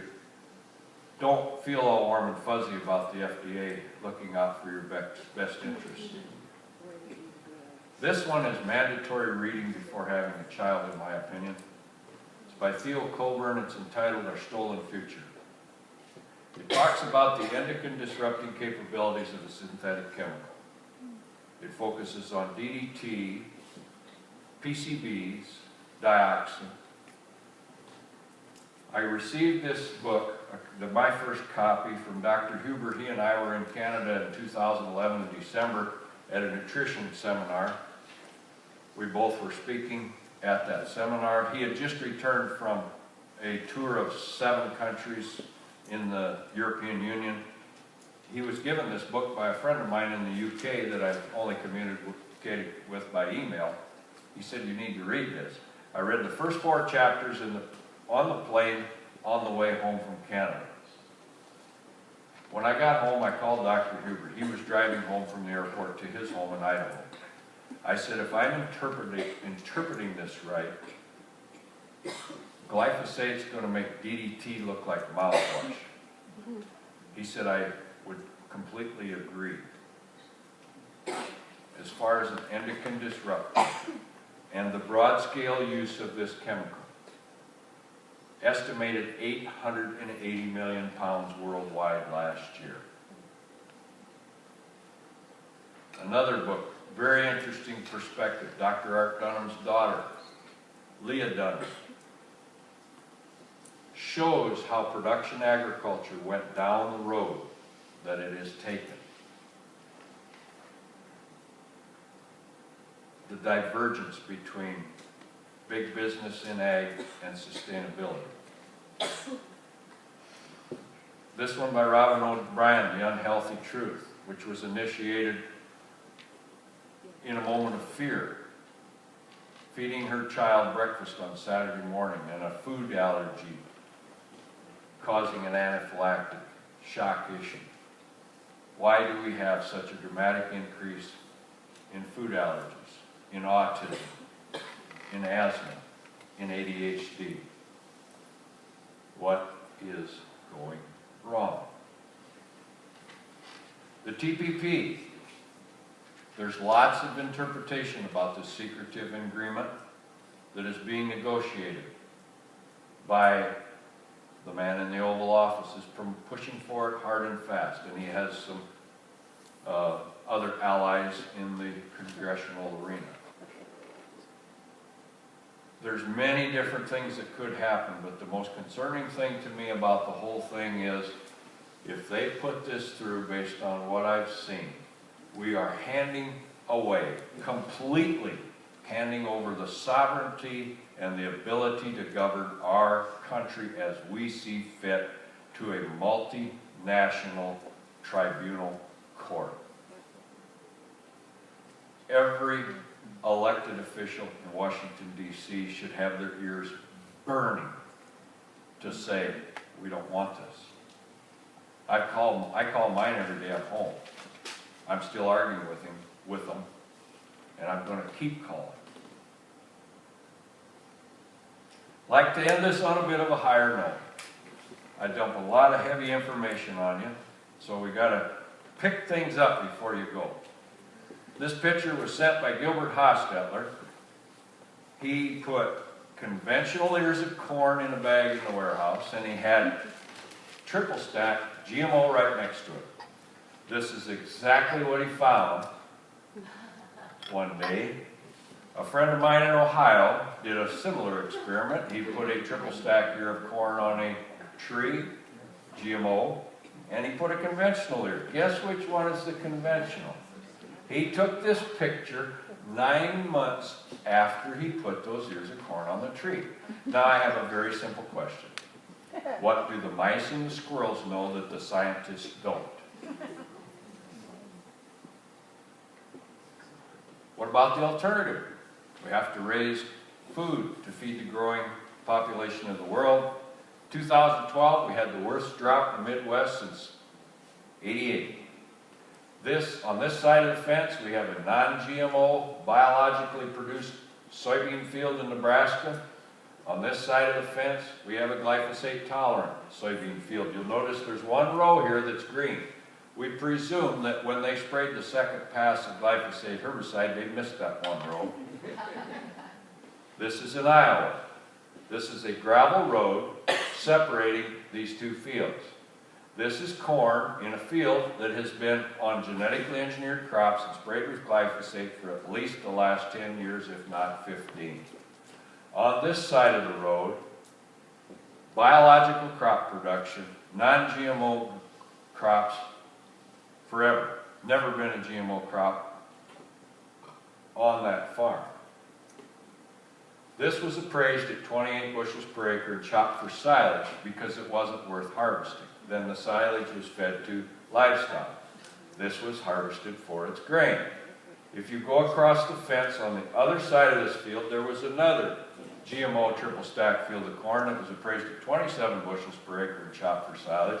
If you come down this way, there was another field of corn that was 12 bushels per acre appraisal, chopped for silage. It was also GMO triple stack sprayed with glyphosate.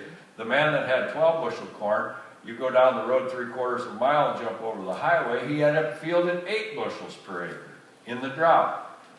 What did this operation do wrong to get 109 versus 12, 27, and 28 on 3 sides? We have the technology. This technology could be used right if they use it like they say they want to. As I showed you, I have the privilege of working with these scientists and researchers. We never have enough funding. The mainstream funding that should be going into solving the problems that we're seeing is controlled by the powers that be. If anybody is inclined in any way to contribute to this, we would appreciate it. We have a 501(c) that all donations are deductible. This is a personal request. I'm going to add to this because I just got an email from my sister before I came in here tonight that she's been diagnosed with breast cancer. So I'm going to ask you to pray for her as well as Kun Chen. Kun Chen was diagnosed 2 weeks ago with stomach cancer. She's in the process of, she had her last analysis test conducted yesterday. She's recuperated from it. I got an email from her today, and she's going to start with various treatments. I'd appreciate your prayers for both of them. Questions? Yes, sir. We've heard, and I don't know if there's any validity behind it, but that, sausage is normally, I guess, put through the intestinal linings is how they encase sausage, and that we can't get, pig intestines anymore in the United States. We have to get them outside of the United States. Also heard that cow liver is not sold anymore because it's too deformed. It's only calf liver. Do you know anything about those in your studies? Or? The permeability of the small and the large intestine was beyond the budget and the scope of our study. But I know a gentleman I showed you the pictures from Ohio of the beef. The gentleman that butchers that, the first time he heard me tell this story about genetically engineered crops, he come up to me afterwards and he said, that explains it. I said, it explains what? He says, that explains why I have blowouts in my casings. I said, what do you mean? He says, well, I use natural casings for making sausage. He had to import all of his natural casings because as he would stuff the sausage with and he would literally, when he'd butcher, he'd clean them all out himself, which the slaughter plants will do that in our country as well. He said, whatever's happening in that genetically engineered feed stuff is damaging the integrity of the gut. Well, has anybody ever heard of this thing called leaky gut in humans? And again, there is no study documenting the safety. Their definition of long-term is 90 days. The livers, there's such a toxin load coming in through the feed supply in the animals. Most of the livers are condemned. A lot of them will be from parasites, but there's just so much toxin load, they're not edible. You can't eat them. Yes, ma'am. How long does it take to return property back to conventional crop? You could switch in one day. Sometimes the biggest obstacle is right here. Right. But we have a lot of tools in place that are very effective, and we continue to develop more. You can take where Dr. McNeil's at, he's proven this. He had customers that were the early adapters to the glyphosate crops, and they used them every year, and kept raising the rates. And when the 2010 came along, they put the straw on the camel's back and it went boom. They had 100 bushel corn instead of 225 to 250 like the neighbors. They had 20 to 30 bushel soybeans instead of 70 like the guys that weren't doing that. They listened to him, they used all the tools, they turned it around in 2 to 3 years. It was back to full production capability, but we can start going the positive direction day one. There are the potential for some other residual effects that we don't know about yet, but we feel very confident that we can really turn around and remediate and mitigate quite rapidly. Yes, ma'am. If you're eating organic, is it really safe? Because what if it's next to a farm that's not organic, and then you're getting the herbicide on the organic farm? If it blows over. Her question is, if you're eating organic, how safe is it because of the herbicide drip? There's no corner of the world that's exempt from glyphosate. We have plenty of evidence to know that. That's regrettable. But we have an immune system. It's designed to protect our body from something bad that comes into our body. It functions when we are consuming energy-dense food. You get energy-dense food when you do everything right in raising that food. You have balanced nutrition, you have full biological diversity, you've used the right fertility methods and approach to have maximum energy in that food. In my opinion, the #1 problem we see in health in our country is most of the crops are produced from the approach of growing bulk. The farmer gets paid for volume, not quality. The wrong approaches in fertility are used as a result. So the immune systems are not strong from that lack of nutrient density coming in.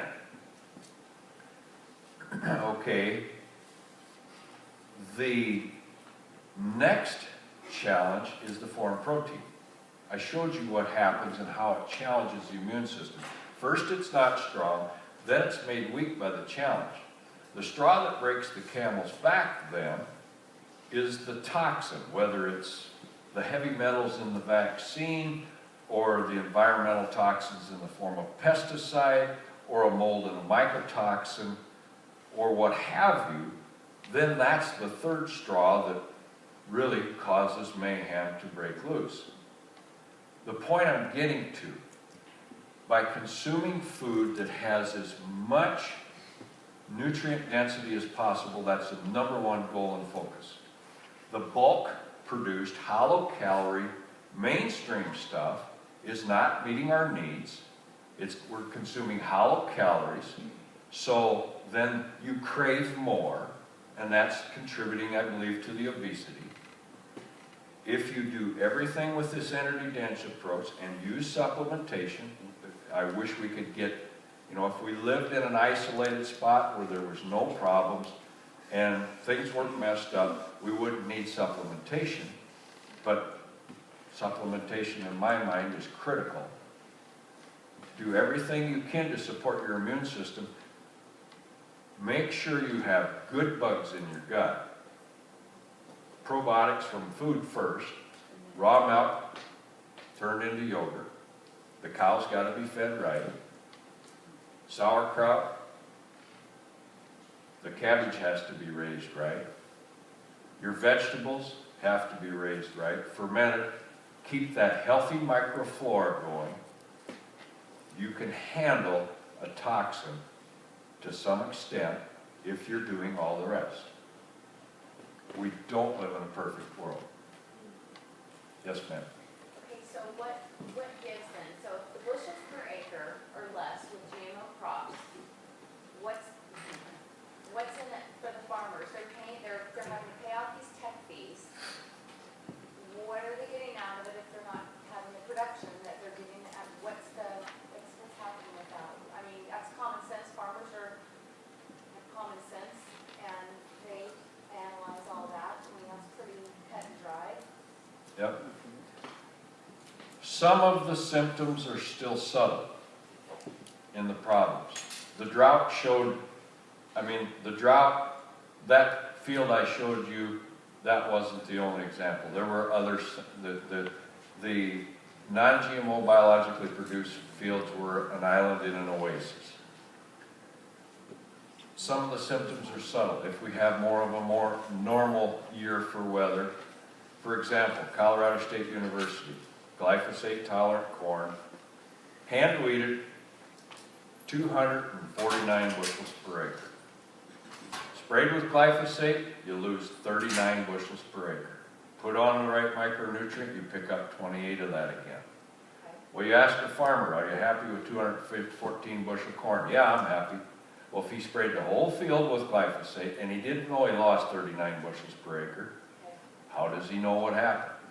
The ease and the simplicity of the weed control was by and far away the draw. The other thing, let's just say $7 billion, not 9.9. How much resource does that put at somebody's disposal to tell a story? Does it have to be true? If you tell it often enough, how will it be interpreted? Whether it's on the radio, whether it's in the farm magazines, whether it's in the farm newspapers, the circulars, the story is told. Who's buying the ads? Who's buying the ads for the local news? Who buys the ads for the TV program? This is interesting. I was in Canada, and I did my circle, and I asked this question of the taxi driver on the way from the airport to the motel, because I thought, oh, what if they don't have commercials on TV about prescription drugs? So I said to him, I said, what kind of commercials do you have? He says, what do you mean? I says, on the TV and radio. Oh, just general things. I said, what about prescription drugs? Oh yeah, Viagra. I said, that's the only thing you hear as far as a prescription type thing for commercial? He says, yeah, that's the only ones we have. Well, who's buying all the commercials in our country? And you know, that list of side effects takes about 3 times as long as a couple of the benefits do. Why don't the media tell us more of the story? Who's buying all the commercials? So, that's, It all depends and on the good news, the economics of the traded corn are falling apart. The economics of the traded beans are falling apart. The cost is up, the disease is up, the integrity of the plant to perform in any environment is down. This is all scientifically proven. We're getting this word around more. So sheer economics are making farmers switch back. Then there's also a premium. The demand for the non-GMO grain is going up every year. On soybeans, you can get from $1.50 to $3 a bushel premium over what your normal market would be for a non-GMO soybean, depending on what kind you raise. On corn, you're going to get from 50 to 85 cents a bushel premium, depending on where you're located in the country. So it's going in the right direction. So Yes. are they putting, what are they doing about that, like Monsanto, and what are they doing as far as trying to keep the non-GMO seeds out of the hands of farmers? Is there something going on about that where they're promoting the GMO crops? And they're Well, from Monsanto's standpoint, they're rapidly developing conventional non-GMO hybrids because they have been locked out of markets in many countries in the world, and we know they're trying to get a foothold in those markets. The big players in the seed industry in our company are developing more non-GMO. The small guys, they've been the ones that stuck to their guns and did a good job, have had consistent increase in business every year. Now you can't say that about the traded stuff because there's piles of that stuff sitting in the warehouse in inventory. The pendulum is absolutely on the way back. So, yes ma'am. I'd like to find out how we can find out about the TPP to the point where we can talk intelligently about it to our legislators. WikiLeaks is and you know, that's the best source I know of. On Facebook, Dee Marie, what's her last name? Can't remember. She's real active and puts a lot of information out about it. The social media has been a wonderful tool for the GMOs. Diana Reeves with GMO Free USA, she has information about GMOs and chemicals and what have you, as well as TPP. That would be what I would suggest. I can't get my senator to answer my question if he's read. But, yes? How do you safely dispose of Roundup that's sitting in your garage? In your garage. Give it to your neighbor. No. Send it to Bill. You should have a recycling center that you could take it to. And they're going to think it's pretty safe. They don't know everything bad about it. Do it soon though, because I'm going back to the Capitol building tomorrow, and we had quite a bit of interest in the conversations we had there today. There was one staffer that the radar was up and turned up high. Going back there tomorrow. Yes, I ma'am. have 2 questions. The first one is, I buy non-GMO fed flesh, humanely raised. How do you know that they're not slaughtered with conventional animal flesh, and is because of the possibility of cross-contamination. You're buying non-GMO what? It's non-GMO verified animal flesh. Beef. Hides? No. Meat. I call it flesh. Oh. Pork, beef. Okay. But you had You're mentioned buying non-GMO grown beef. verified, correct. Okay. But And how do other I know species. where those animals are slaughtered? I mean, if it's at a They have to do it first. Any locker, any inspected processing facility has a cleanup process at the end of every day. When they have any niche specialty label, like you're saying, that has to be the first thing they process in the day. If they're doing both, they have to do this one first, then they can do the other second. Depending on their volume, they may have a clean out between one or the other, or if there's special characteristics. But when you're doing 2 in the same place or 3 in the same place, they have to do the cleanest one first. Yes, sir. I just want to acknowledge, Howard, your work tonight. It's really comprehensive and it's very important. I also had a question, which is, if we view everything through the lens of cause and effect, so we're talking a lot about the effects, but the root cause of what we do is we elect people who don't really have our interests at heart. And we do so because we're falsely led, but we're also being willfully ignorant to what is real. And our guts, we betray ourselves by not making wise decisions about who represents our interests. And so the macro to the micro, what's your viewpoint about the notion of how we create more consciousness in the paradigm shift of how we represent ourselves through truth and integrity in this process of what we eat, we are, what we don't eat, etc.? The form of government that we have in our country was masterfully crafted. And it's been selectively corrupted. I wish I had the answer for correcting it rapidly. One thing I know, it's supposed to be a representative form of government. How many people vote? Great. What do you do after you vote? Get ready to vote the next time? Yeah. I went to Washington, D.C. in July of 2011. You couldn't pay me enough money to live in that snake pit. It is the biggest cesspool I've ever walked around in. The feeling is absolutely ill. It's the best way to describe it. We need a major house clean, and I don't know how to do it. We have to fix what's wrong. I appreciate your optimism, but I'm a cynical optimist. I tend to be more of a realist, and I tend to be very analytical from a heartfelt place. But in the end, as a warrior, I will fight to the death for what I believe to be true, even if it's against all the odds, because that's what truth is.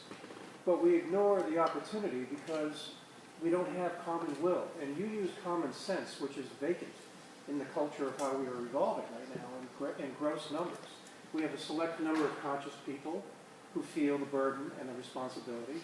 But in the end, you know, you wake up every day and you go to sleep every night feeling that corporatocracy and absolute manipulative marketing practices are taking over humans and their best interests, and we're ending up killing ourselves by the virtue of how we poison ourselves in that circle, if you will. So it's so huge that history is repeating itself often, you know, when you look at the rise and fall of agriculture, and we're still there right now. I feel like we're past the tipping point in many things that don't break down into organic particles, you know, right from the pesticides you talked about that go into the ocean and what eats that, and then we eat the fish and we become cancer, you know, so we're creating our own death.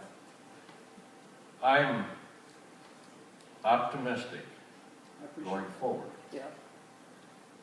There's two reasons I do this, go around and talk. Mhm. The first reason is because of my granddaughter. Not specifically, but her generation. Now, she's becoming far and away my most vocal critic of being gone from home. Because there's two houses on our family farm. My son and his wife and my granddaughter live in one, and my wife and I live in the other. And actually, it was a good thing when our granddaughter was born, because then my wife stopped talking about getting a dog because I was gone so much. We have to get the word out about the next generation. We have to educate and motivate the masses. I do not see how they could stop us. I do not see how they could stop us. Look at 2008. What did we have? The single biggest financial crisis in the history of our country. What has happened to the increased demand in quality food? Has price been an inhibiting factor?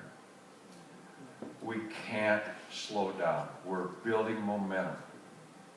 I talked to Pam Larry, good friend of mine. Before Prop 37, a GM what? Yeah.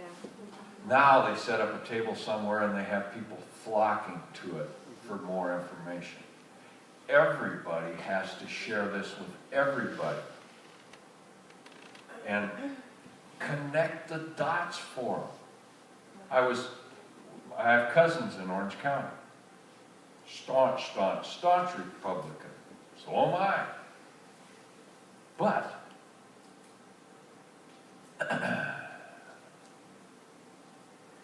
look at what's happening.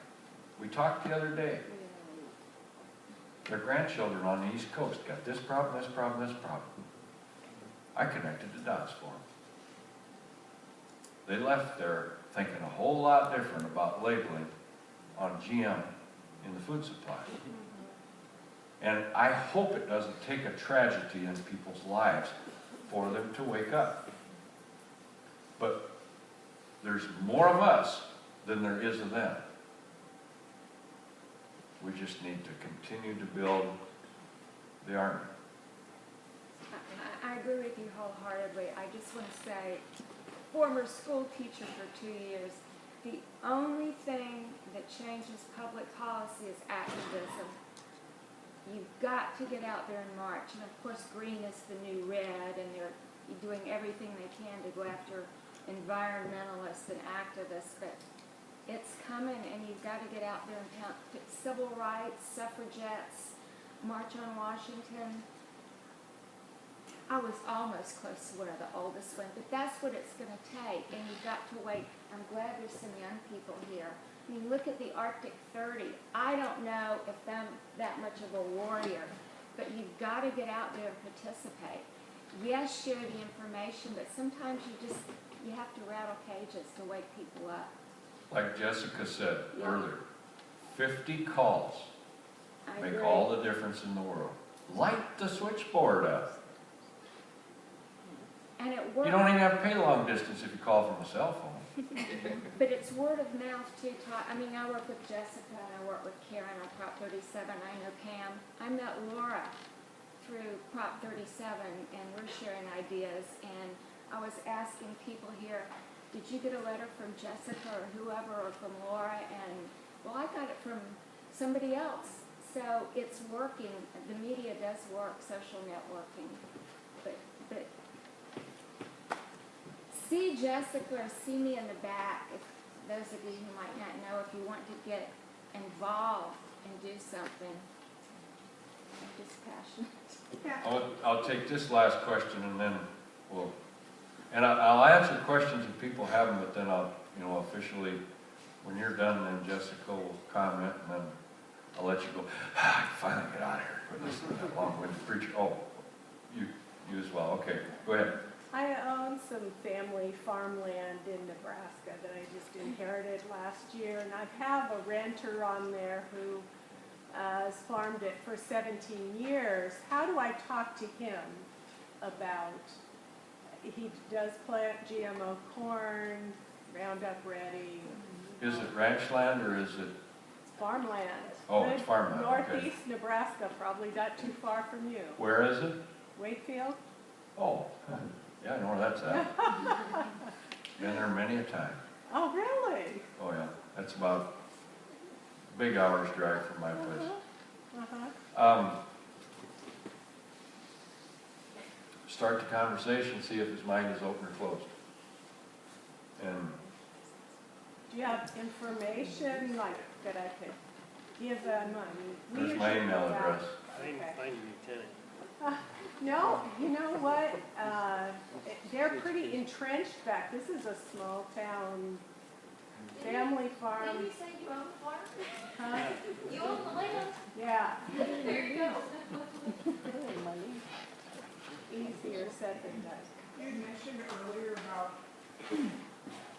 food quality, that non-GMO food should be of higher quality, meaning nutrient dense, energy enriched, etc. Didn't Stanford come out with a study this last year, maybe 2012-13, that said something about the food quality for organic versus non-organic food is the same? How do we argue against an Ivy in California saying that none of it matters in terms of your health? Because the press, the public, reasonably expects if Stanford comes out with some type of a big study that says that the quality, of course with the public not looking and reading the fine print of whatever's been said, that the quality of their food produced one way versus the other is the same, so then the logical conclusion is to use the least expensive or the most easily accessed food source. How do we argue against this?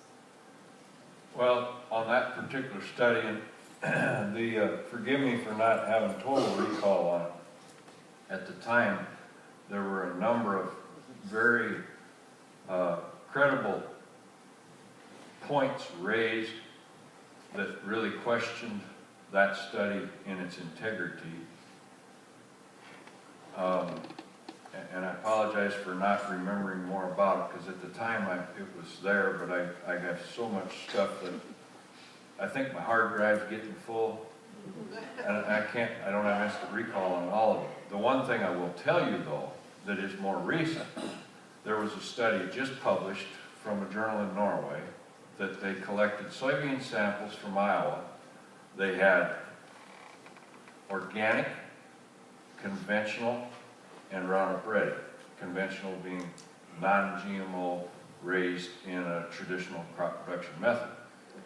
They had similar genetics in many of the samples that they collected, and they did a full nutrition analysis of the soybeans as well as a chemical residue analysis. And the organic far surpassed the other two for the nutrition composition, especially on the beneficial aspects.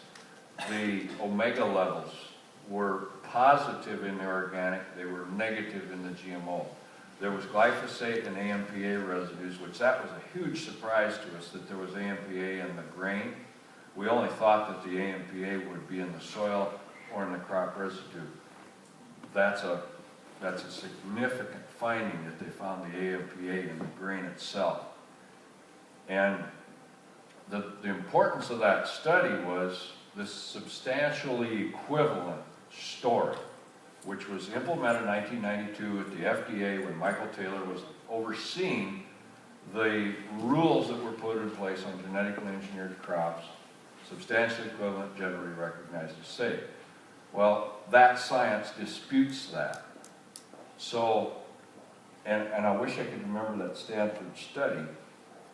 I know there was a funding question on it, and the analytical data, and I have it in my computer somewhere, but I can't pull it right up. It's more of the idea of the Stanford study. It's a big league school saying one versus the other. It was a dismissive study. The way that it was reported by the pharma purchased media and so on and so forth. It's, those become, we're talking about being optimistic. The only way we're getting anywhere is with open hearts and education. That's where we're getting. We have to compel people to act in responsible ways. And in order to do that, we have to educate, and we have to argue against things like this that we hear in the news and so on and so forth that reasonably good-hearted people would believe. I guess the number one argument that I'd put up against something like that is this. For how many years and how many wonderful people I've been able to interact with doing these discussions. I talk with medical doctors, I talk with nutritionists, I more importantly talk with mothers. I'm privileged to be very good friends with the two mothers that started the Moms Across America group. Go to their website and look at all of the stories that mothers are sending in about how well their children are doing with how many different illnesses and ailments when they switch to non-GMO and or organic food in their diet. The medical doctors that get it, that see the big picture, the nutritionists, they all tell the same story. 100% of their patients see improvements in their health when they change their diet. They don't go from being lame to walking overnight, but 100% of them see improvements. How can they argue with that statistic? It's not recorded. Now the CDC, by the way, has started accepting comments in that regard, that I've gotten GMOs out of my diet or my children's diet and they're getting better. They're starting to accumulate that data. Educate the masses. The more, one thing about it, we have a unique advantage if we know enough to eat healthy. There was a study just published a while back on mice. They gave them the same amount of sugar that you would get in how many ounces of soda pop a day. And if they stayed on that level for a week, permanent memory loss was the result. So maybe, well, this is really not a nice thing to say. If somebody won't listen, just send them a case of pop. I don't know. One thing I really talked about at dinner tonight that I think it's a little detail I didn't know. I do know that as organics are becoming more desirable by a larger percentage of the public, that big agriculture is of course getting interested where they see profits, they want to go, and so many an organic farmer has sold out to some representative of a bigger agriculture entity, and so then what happens is they go to Washington and lobby, what is organic? Can we tweak this little definition so that, the parts per million can go up or whatever, but what Howard told us tonight is something I hadn't heard, that when you buy something that says organic, it could have been, they could have used CAFO manure on it, so manure from cows or chickens or I don't know, whatever, from a confined animal feeding operation, and they are of course fed all of the GM feed that we're talking about here tonight and are diseased and not well, and it's their poop that is then going on our organic crops that we are then paying top dollar for and then consuming. And that, you said, just was approved 6 or 7 years ago, right around the time when I think a lot of these bigger food companies saw people are going for this organic stuff, how can we get our little hand in the cookie jar? I bring that up, I don't have the solution, it's just awareness is always part of the solution. Then to me that just tells me to go back to knowing from whom you're buying your food, which is, I think, everything is pointing back to simpler times and knowing who you buy your food from and how they're raising it and what they're using. And it's a lot of work to source this stuff, but that's where we can all help each other too. But anyway, that little tidbit, I'm glad I now know it. I don't know what I'm going to do with that information, but it's good to know, and I'm sure there's other little things they've gotten approved too. In addition to that, know your source, know your food. Okay, it's organic, it's organic, it's organic. Well, maybe that's a list we put together. Who's the true organic, who's the multinational organic? We'll put them way down on the end of the shelf, and that's the one you take if there's nothing else there. On Facebook, there was this third grader that did an experiment with a sweet potato, and she grew it, or was told this was her experiment, and it wouldn't sprout.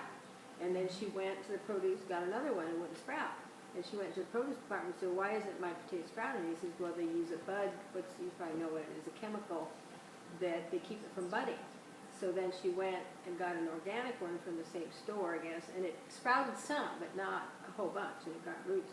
She went to a local farm and got one, and it was just, the plant was amazing, and the roots were, so it's just like you say, one organic to another organic is Know your source, know your know your food. source. But I never heard of that budding chemical, and apparently it goes all the way through the. No bud, I think it's called, right? No bud. Yes, no bud. Howard, did you want to say something? Go ahead. Okay, so Howard started out this morning at 7 a.m. with a great radio interview. If we can get a link, we'll send it to Laura and she can boost it out to you. And I'll be happy to send an invitation to you for next Tuesday at the Grange. If you can get down there by UC Davis Hospital. Focused action builds momentum. So if you vote with every dollar you spend for an organic, sustainable world, and as I find out that they burn down potatoes to harvest them, to kill the vines, and peas, that's how they harvest conventional potatoes sometimes. They spray them with Roundup, and then you eat them. And so when you start to find out, as Oprah says, when you know better, you do better. So I'm going to give you some avenues for action. If you are on the internet, you can go to Moms Across America, and we're going to be marching in 400 parades across the country. 2 years ago, there was one parade in Carmichael. And last year, we had 179 parades. We had millions of people see us. A couple of clever people, Christine and the State of My House and Mike, when we had the rally at the state capitol the first day a week ago of the legislature, they stepped into the back of the Rose Bowl, and 700,000 people saw their 20-foot banner they had just homemade from a sheep. So it's up to you. If you march on the 4th of July, the entire community sees you. There's no better time in a small community to celebrate good, whole, organic food. Take your kids, everybody march. You are ready. It's going to be hot if you do. But anyway, sign up. We're marching in Carmichael. We're looking at Powwow Days or Pioneer Days in Citrus Heights and Orangeville. Go to this and sign up on Moms Across America for that. In Facebook, there's a powerful woman named Diana Reeves that runs the GMO-Free USA site. She lost a child to cancer. She lives in Connecticut, and she has changed the world one day at a time. We boycott a different site every day. We all go comment on Kellogg's. Last week we got Cheerios in a GMO-free.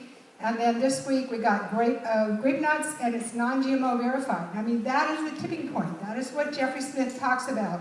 When 5% of the people no longer will buy a product, then it's no longer economically profitable to have that edge and offer that product. So when you shop, every dollar you spend, and every time I go to the store, I go to the farmer's market, I go to my local farmer and trade, I tell them I'm so glad that you're selling it. I tell people to shop at Raley's because Joyce Raley promised us there'll be no GMO produce. It's their policy to have no GMO produce at any of their stores. That's Bel Air, Raley's, Food Source, Nob Hill. And when we get those agreements with our store owners, that isn't, I don't want to say it's advertised or anything, but you get to find out who has the integrity and go there and support the co-op. October 15th, thanks to what Karen did as a leader here in Roseville, and Betty, who was the first president here in Sacramento with the GMO-free area, and that we have got the co-op, October 15th, will carry no new GMO foods. And all the old ones, they're going to start getting rid of them. That's what happened just because a couple of people decided that they could make a difference. So it's just, you can make a difference. Go to GMO Free USA. Look me up. I'm on Label GMOs Sacramento and Label GMOs California with Pam Larry. And come to the Grange meetings if you can, because they have backed us from the very beginning. And this whole thing started with a Grange meeting up in Chico, and Pam Larry went to a cow pop contest. where they make like a bingo in the field, and wherever the cow plops, that person wins. And she won $500, and she drove down to Sacramento and put that on Prop 37. Just one midwife in Chico. So focused action builds momentum. Look up Label GMOs California, look up GMO Free USA, and every single day do a little something, even if it's just click and sign a petition there. So we should give a big warm hand of applause here.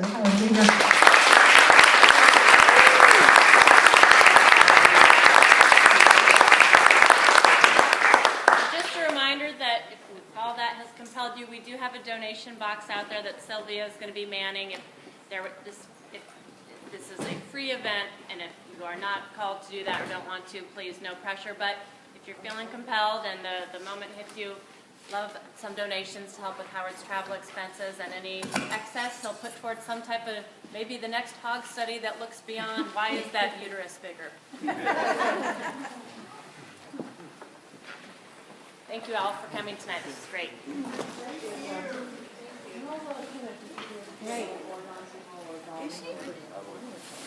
I know. Let's do at least one. Did you want to stop that? Yeah.